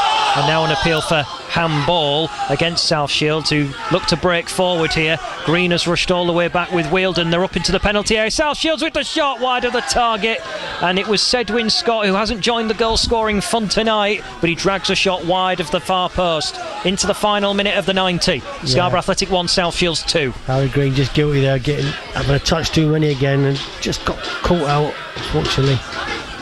Whitley, long ball away. Looks like it's going to fly over Walker's head this time. South Shields head away. Gathered by Waldron in the centre circle. Wileji has gone forward to join in the attack and play as a striker. As the fourth official's about to get his board out to tell us how many minutes of added time will be played and how many more minutes Scarborough have got of salvaging a point. South Shields got a 98th minute equaliser previously at Marine in their last away venture. Is it going to be turned against them? As a long ball forward, South Shields haven't lost a game when leading this season. They've only lost one of the last 56 they've led away from home. As Chapman turns and looks to try and get some space. Start your stopwatches, ladies and gentlemen. 5 minutes of injury time for Scarborough to try and salvage a point, and they've got a free kick inside the South Shields half left side. Yeah, good position as well. All the big legs are going up, and let's see if somebody can get the end of it. Macclesfield and Telford still leading in their matches, so too are Kerrs and Ashton, who are now 10th in the league. Waldron tries to deliver in, it's high, it's hanging, there's contact, it might land Scarborough's way, drops wide of the goal. Corner there, Whitley's waving, he wants to go on. He's going. And there he goes. Yeah. Just good delivery by Jack Waldron, just needed to just get someone on it, just a toe poke at home. Well, what a story it would be if Ryan Whitley was to get the finishing touch here to give Scarborough an equaliser. Corner from the left side at the town bar end. Oh, it's a really strong one again, but it might stay in play. Bubbles around. Has it gone in? There's appeals for a goal. They're all appealing, and the referee has given it. He's given it. 2-2. All the players go over to the corner flag to celebrate. I have to be honest, I can't tell you who scored it, but who cares in this instance, because Scarborough Athletic are back level at 2 goals apiece. It wasn't well written, that's all we can say, because he wasn't close enough to it, but well, from the crowd, just seeing Stephen Walker's taking most of the plaudits, and if it is him, it's a very lucky 13th of the season, as Thornton and Waldron now head away from him. I think that's Walker's goal. And from 2-0 up South Shields, they've thrown it away unless something changes dramatically in the final 3 minutes, Darren Foreman. 2-2. Well, who knows? We thought 15 minutes ago Scarborough were out of the game. Us internal optimists. But, fair play to Scarborough, got themselves back in the game. Well, what an ending. South Shields trying to come forward, and Brown intercepts. Chapman then cut from behind by Jenkins. It'll be a free kick. Scott Henry just getting some calm and order. And then bellows at Alex Brown, and they're not satisfied here with a point. If Scarborough can get it in their box, it'll cause all sorts of panic, I think. And Whitley is going to try and send this one forward. This would be a huge point, given results haven't really gone the way of Scarborough tonight. Whitley's ball forward lands at the feet of Dom Tier. Tier into the area. Green trying to skip away. Can he get the shot away? He's been crowded out. Does get the shot, but it's easily blocked. And now South Shields want to play away, but it's end to end now. As South Shields move up to halfway, Scarborough swarming, re-energised from finding an equaliser. Through ball down the line. Jake Hull's got to get across, and he cannons that one towards the North Sea and out for a throw-in. Have it. Yep, absolutely have it. They've lost the ball, South Shields, from their throw-in. They've worked it back towards halfway. Let's have a look at the time. We've got 90 seconds of the 5 minutes left, and then whatever time gets added on by referee Scott Henry for the celebrations that ensued from that equaliser. Through ball down the line, however. Rawls tries to set it in. Low one. First touch by Waldron, but then a chance on the edge of the area for South Shields. Not once but twice. Alcock, who came on as a substitute, he tries to get the shot away. But they reset South Shields. Everyone's in the opposing half. Jenkins has it in the right wing position. Battle of the tens as Green stands his ground. Jenkins slips on the deck, and Green will temporarily have it back. Tries to take a touch away from him, then clears forward. Near halfway, Morse collects. As the goal, according to some of the goal services that we use, has gone to Jake Hull. But we'll get that clarified with the media team at the end of the game. Jenkins, right hand side, delivers across into the penalty area. Hull gets his head to the ball. It's with Dodds, who pushes it back towards Morse into the final minute of the enthralling last few moments of the game. They look down and out with 10 minutes to go, but they've pulled it back to 2-2. South Shields not done with. Ball bounces inside the penalty area. Rawls tries to get a touch. Brown backs out of clearing it. Jenkins trying to shield the ball. 15 yards from goal. Plays to Dodds. Dodds to the right. Carves out a delivery. Not the best looking. Still not dealt with. Brown lifts it up into the air and out of the box. Walker brings it down. Waldron nearly got a through ball away, but it actually cannons into Walker and his shoulder blades. South Shields have it back again. They're finishing with the intensity. Big appeal for offside, not listened to. A final chance for South Shields as Wheeldon looks to deliver into the area. He twists, he turns. He's got three in front of him in red shirts. Allen is one of those. He blocks the ball and just sends it soaring into the opposing half. Watson, he will come right up to halfway. Significance of them drawing. Fylde winning tonight. Appeals for offside again. And the cross comes into the area. It's going to drop harmlessly wide. Scott Henry just points for a goal kick, but Jake Hull and Will Thornton absolutely furious because the linesman on this near side has barely used his flag all night, and that one looked offside. Someone said to her in the game, Fletcher, his flag wasn't working. It definitely hasn't been working. That was twice they were offside. He didn't give either of them. So Scarborough Athletic said on social media, Big Jake, I think. So at least they don't know either. Yeah. But Jake Hull, who funnily enough on Thursday asked him the question, should he be more involved in set plays? He said he'd like to be, and then 5 days later he is on the score sheet. Thornton with a header past halfway. South Shields though looking to now win it back, and they do so as they move it down the left hand side. We're into the 7th minute of stoppage time. South Shields with a shot from the edge of the area, throwing himself in the way is Kieran Weleji, and there's the full-time whistle. Well, Scarborough Athletic will celebrate at this point like it's a victory. A comeback in the final 10 minutes when all seemed lost. It was Sonny Finch, the Middlesbrough Academy man, who put South Shields in front in the first half. Then Will Jenkins, 10 minutes from time, shooting low to seemingly put South Shields out of reach. It felt like the bubble had burst, but they reinflated Scarborough Athletic. 2 set pieces, if you like, across from Stephen Walker, pounced on by Theo Chapman by less than a yard to tap it into a net in the 84th minute, and then a hectic scramble with everyone in the area. Saw the tallest man on the park, Jake Hull, tap home to give Scarborough Athletic a point and make the full-time score, Darren Foreman. Scarborough Athletic 2, South Shields 2. I thought they deserved it in the end, to be perfectly truthful. They lost their way a couple of times in the game, and South Shields took the chances that came their way. But Scarborough were always in it. I think they just... Our big concern was that they would run out of steam, and that the substitution, we only used 12 players, and they were able to play, to use their 5 substitutes. But fair play to the players that stayed on the pitch. They worked their socks off and got a point they deserved. Well, lots of celebrations from the Scarborough Athletic supporters, just like they celebrated the second goal. They've stayed behind those. A couple of them might have made an early exit and might just regret it as Jonathan Greening comes over and claps the fans who've stayed behind as well. He's having a little chat with Daniel Dodds as he makes his way off. But you have to say it's been a very gallant comeback from Scarborough Athletic, and maybe one of those that gives them all the confidence in the world going into the next few games as well. They're clapping and celebrating like it's a win. It is only 1 point, but they've scalped a team who led by 2-0. The table toppers held back, and it finishes Scarborough Athletic 2, South Shields 2.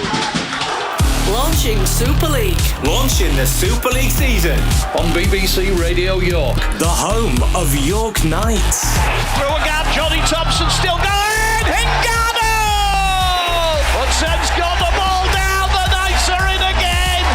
Every game live and getting you closer to your club. We didn't come here to make Super League. We came here to be a club worthy of winning. Oh, Galliano's away down the left, floating ball. Look at that pace! We're up for the challenge. Getting you closer to your club and every game live. Come on the Knights. BBC Radio York Sport. BBC Radio York Sport, Pete Spencer taking you through full-time. Great scenes here at Queensgate Stadium as the players are applauded off. Theo Chapman, the final Scarborough Athletic player to make his way down the tunnel, although in fact Stephen Walker is still amongst the photographers there. The fans are making an exit from the main stand here, but jubilant at the fact that their side have got a well-earned point against top of the table side South Shields. It finishes here at Queensgate Stadium. Scarborough Athletic 2, South Shields 2. 2 goals in the last 7 minutes from the Sea Dogs, from Theo Chapman and Jake Hull, both coming from set pieces. The Sea Dogs do drop down to 9th in the National League North this evening because of wins elsewhere for Telford, who go above them into the playoff places in 7th. So let's run you through the full-time scores here on BBC Radio York Sport, and we will get some reaction live here on the programme, hopefully from the manager, Jonathan Greening. 4 games this evening in the Premier League, and it has finished as follows. Chelsea 2, Leeds United 2. Chelsea were 2-0 up in that game, but goals in the second half for Leeds United give them a point. I believe they're still playing in that one as well. Everton 1, AFC Bournemouth 2 is a full-time result. Still playing at the moment between Tottenham and Newcastle United. Tottenham 1, Newcastle United 2. And the latest score in the kickoff at 8:15. West Ham United 1, Manchester United 0. Manchester United on a great run of form at the moment. 4 wins in a row for Manchester United. Are they going to be stopped by West Ham United as things stand? Yes, they are. A great comeback result for Southampton in the Championship. Leicester City 3, Southampton 4. Oxford United 0, Norwich City 3 is the latest score. Birmingham City 0, West Bromwich Albion 0. So the game of the day in the Championship is certainly there at the King Power Stadium. In League One, Mansfield Town 0, Peterborough United 1. The game between Stevenage and Barnsley was postponed. Wigan 1, Reading 2. In League 2, 2 matches this evening. Crawley Town 0, Cambridge United 3. Cambridge bouncing back from that defeat to Harrogate Town with a win away at Crawley. Shrewsbury Town 2, Barrow 1. A good result there for Harrogate Town, with Barrow losing that one. So they get sucked back into the League 2 relegation race with Harrogate going to Barrow in it's next Tuesday, isn't it, that they go there. Still playing at the moment in the National League. Altrincham 1 at Wealdstone 0. Boston 1 at Gateshead 0 as a full-time result. Carlisle United 3, Scunthorpe United 2. Morecambe 2, Tamworth 2, and still playing Solihull Moors 2, Eastleigh 3, and Truro City 0, Woking 2. So let's bring you up to date with how things finished this evening in the National League elsewhere. And so it finished AFC Fylde 5, Spennymoor 0. So AFC Fylde able to narrow the gap on South Shields, with South Shields only getting a point here at Bridlington. AFC Telford 3, Hereford 0. Buxton 0, Peterborough Sports 0, Chester 2, Alfreton 2, Chorley 4, Southport 2. Southport had a man sent off in that one. Curzon Ashton 4, Marine 1. Curzon Ashton, the opponents for Scarborough on Saturday here at Queensgate Stadium. Kidderminster 0, Merthyr Town 0, Kingsland Town 0, Worksop 1, Macclesfield 3, Leamington 1. Leamington were 1-0 up in that game. And finally here at Queensgate Stadium, Scarborough Athletic 2, South Shields 2 as things stand. We are shortly going to be hearing from Jonathan Greening. James Fletcher is there and poised, so we will hand you over now to James Fletcher, who is live with the Scarborough Athletic manager, Jonathan Greening. I'm ready, so thanks very much, Pete. Live on BBC Radio York, Jonathan Greening. Well, that was an entertaining finish, wasn't it? How did you see it? Yeah, I thought it was a great game. First and foremost, I think the first half, I think difficult competitions, obviously the pitch, the weather, the rain, the mist, but it was a really entertaining game. I think being down 1-0 was difficult to take, because I think we had some good chances first half. I think we've had probably 2 penalty decisions. But the challenge on Benno, he definitely says he got wiped out, and the handball 50-50, he had his arms raised a little bit, but we didn't get them. I think Keys had a really good header from about 7 yards out. Any other direction than straight at the keeper, it's a goal. And Greeny's free kick, it's an unbelievable save. Well, I was right behind it. Unbelievable save by their keeper. But we just asked the boys to keep on going. We're obviously missing loads of players tonight. Missing probably, one of our midfield generals in Alex Perver, who had a leg, and we tried to leave it as late as possible in the day to try and get him on the pitch, but we left it till 4 or 5 o'clock, and he'd been having physio treatment at Leeds all day, and he just wasn't right. So we had to change things around a bit. And yeah, just really pleased, because I think the second half we really dug in. We pressed a little bit higher, a little bit more aggressive. We looked in control. And then I think it was Harry who lost the ball, was it, in his own half, and they went and counter-attacked and got a goal, and 2-0. You're thinking, oh, here we go. We actually played all right, but we're going to lose the game. And then the boys just, like they always do, never gave up, kept on going, and we got a goal back, and we could smell it on the pitch, and we carried on. And I think any other person on the pitch, if the ball lands to, he don't get to it, but Hully being 6'6" or whatever he is, he just wraps his leg round the player and hooks it into the goal for the equaliser. I mean, the fact that on Thursday he said he wants to score more goals from set plays, I don't think he expected it to happen in that kind of nature, but you've kind of alluded to it there. Where do you think your players summoned that belief from when you were 2-0 down with 10 minutes to play? Well, I think we've been playing well, last 3 or 4 games. I think that's unbeaten in 4 games, is it now? Yep.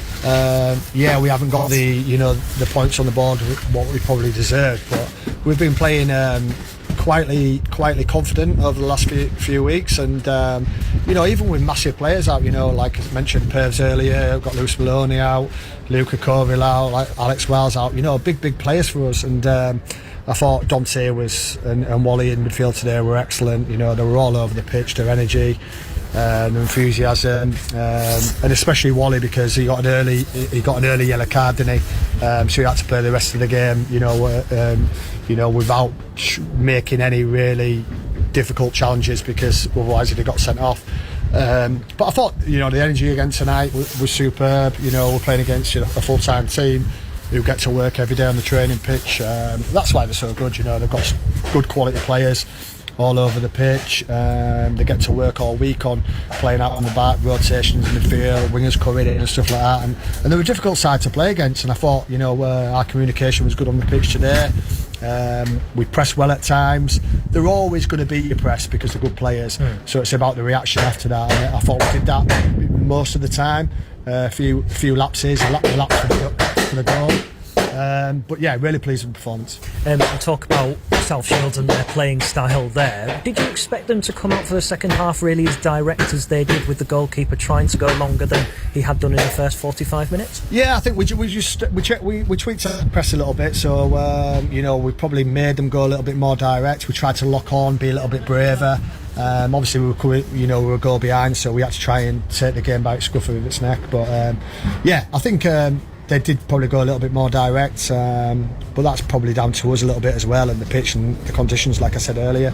But listen, to be 2-0 down in a game of football and show that character, that belief, that attitude and application, to keep digging in and keep doing the right things, I think we've got our rewards for it in the end. I know we've already touched upon how happy people are for Jay Cole, but what about Theo Chapman with his first league goal for the club? Yeah, well, I said to him when he came on, I says, if the ball's on the right hand side and we're getting crosses in, you've got to try and get in the back post past your full-back.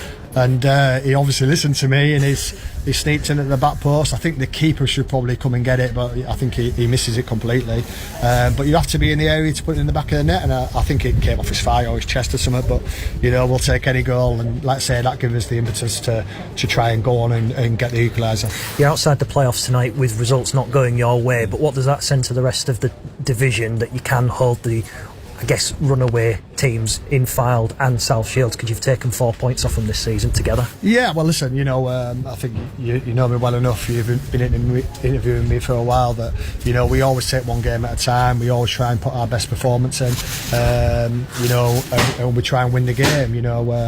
I think that'll be the way we go on Saturday as normal, and if we're good enough to get the results and performances for the rest of the season that gets in the playoffs, great. But what I can't fault is the players' attitudes and effort. They're absolutely incredible. Most of these boys have been at work since 7:30, 8 o'clock, 8:30, 9 o'clock tonight, finished at 4, drove 2.5 hours here to get to the game. Well, they've probably been resting up all day watching Netflix or Amazon Prime, and we're chilling out, and then they've had a long journey here, but they wouldn't have been doing what our boys have been doing. So listen, you've got to tip your hat to them. I think I've done that for the last 5 years, and I always will do when they give you honest hard work like that on the pitch. And we've got some good players as well. You've got to give them all the credit. BBC Sport's available too as well, John. Don't forget that. Just the last one from me. Louis Maloney, he's happy and smiley today, even though he picked up his hamstring, as you alluded to, on Saturday. Is there early diagnosis with him? No, just it's a little bit sore than expected, so probably won't be a couple of weeks, probably more 4 to 6 weeks. But knowing Louis, he always gets back early doors. But like I mentioned last week, he's one of the fittest lads in the group. He does probably more than anybody else extra in the gym himself, so he'll be back soon as he can be, and we wish him well. He's had a few injuries. He'll give him a little knockback, but we'll all look after him. Much appreciated, John. Thank you very much. No worries. Cheers. All right, guys. That is the Scarborough Athletic manager, Jonathan Greening, giving us some live reaction here on BBC Radio York. Darren, interesting listening alongside that to some of the players that he sort of picked out. Jack Waldron, I thought the way that he changed his game at half-time as well. He had to change the game because he was on that yellow card, throwing himself man and ball into every tackle, but he did, to his credit, and he was superb second half. Yeah, Jonathan Greening was spot on there. Both Jack Waldron and Dom Tidd put in a great shift, playing in positions that aren't naturally normal for them, and I think he'll be really, really pleased with the lads. He made a really valid point. We only used the 12 players. They were able to use their full array of subs, and also he made a really good point in respect of their full-time or a hybrid club. And they've been able to prepare for this game, and fair play to Scarborough. I think it was a point they deserved. Certainly. James Fletcher has joined us back in the commentary box, raced up from there, having spoken to the manager. Thoughts on what he had to say? Yeah, I think it was an honest assessment, and it just happens to be one of those things where the two goal scorers, one's been praying for a goal and one's got his first goal and get off the mark. Good to hear that Maloney isn't too serious either. Alex Perver, I think he'll be... he'll celebrate that like a win tonight, even though results haven't gone their way. So I think good night all round. Certainly. Let's just have a very, very quick look at the table as things stand. Scarborough in 9th on 46 points, Darlington above them on 47, Telford on 47, and Macclesfield on 48, Radcliffe on 49, so just 3 points ahead of Scarborough. That's the difference between 9th and 5th at the moment in the table. Then there's a gap with Kidderminster on 52, Merthyr on 57, AFC Fard on 63, and South Shields have been pegged back 67 points, so the gap between the top two in the National League North is now reduced to 4. That's as far as we go this evening here on BBC Radio York Sport. It's finished at Queensgate Stadium here in Bridlington. Scarborough Athletic 2, South Shields 2. 2 goals in the last 7 minutes for the Sea Dogs from Theo Chapman and centre-back Jake Cole, both coming from set pieces. The Sea Dogs dropped to 9th in the National League North, but as I mentioned, it's so tight there at the top. We're back on air tomorrow night for York City against Hartlepool United in the National League. All the best dedicated build-up from 7 o'clock. Full match commentary on all frequencies and BBC Sounds from 7:45. Then on Thursday night, what a treat we've got in store for you. More live sport on BBC Radio York Sport as York Knights kick off their maiden Super League season against Hull KR. We'll be outside the ground with Georgie Spanswick bringing you a late breakfast show from 6 p.m. before myself, Andy Atkinson, and former Knights hooker Jimmy Elston takes you inside the LNEI Community Stadium for all the build-up before kick-off at 8 p.m. Then on Saturday, Scarborough Athletic are back here hosting Curzon Ashton. Harrogate Town travel to South Yorkshire to face Chesterfield, and York City travel to Wilston in the National League. But for myself and Pete Spencer and the rest of the BBC Radio York Sport team, it's good night from us. The Late Show with Becky Want is next here on the BBC. Good night.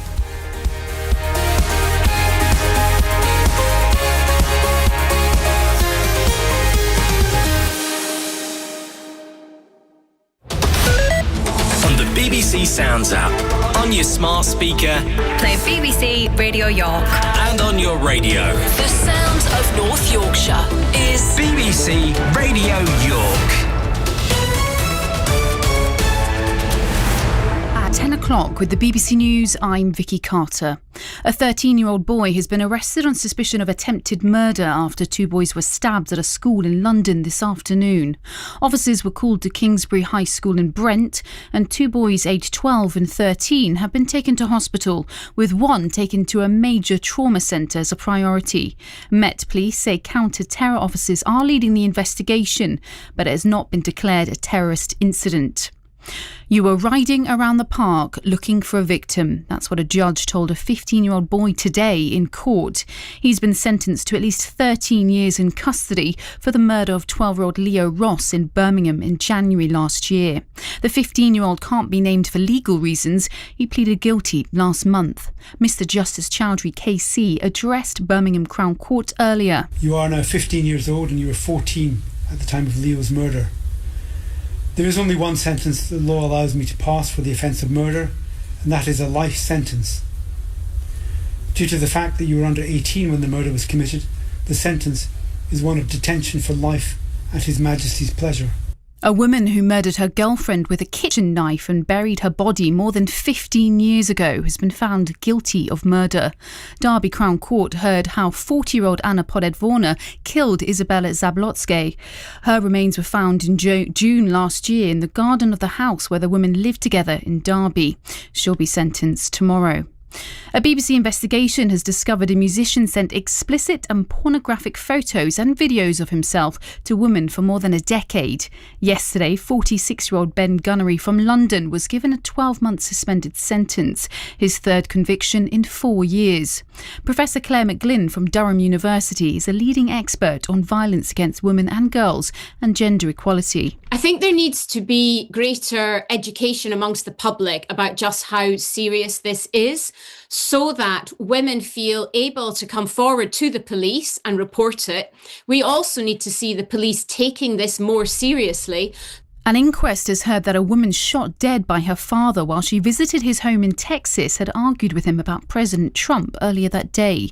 23-year-old Lucy Harrison from Warrington was shot in the chest in January last year. No criminal case was brought against her father in the US. The inquest continues tomorrow.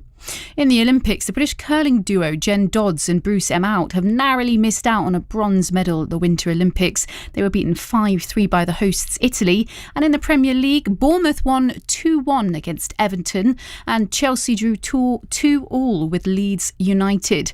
You can find more stories like this by searching online for BBC News or on the BBC News app. You're up to date. It's coming up to 3 minutes past 10. The Late Show with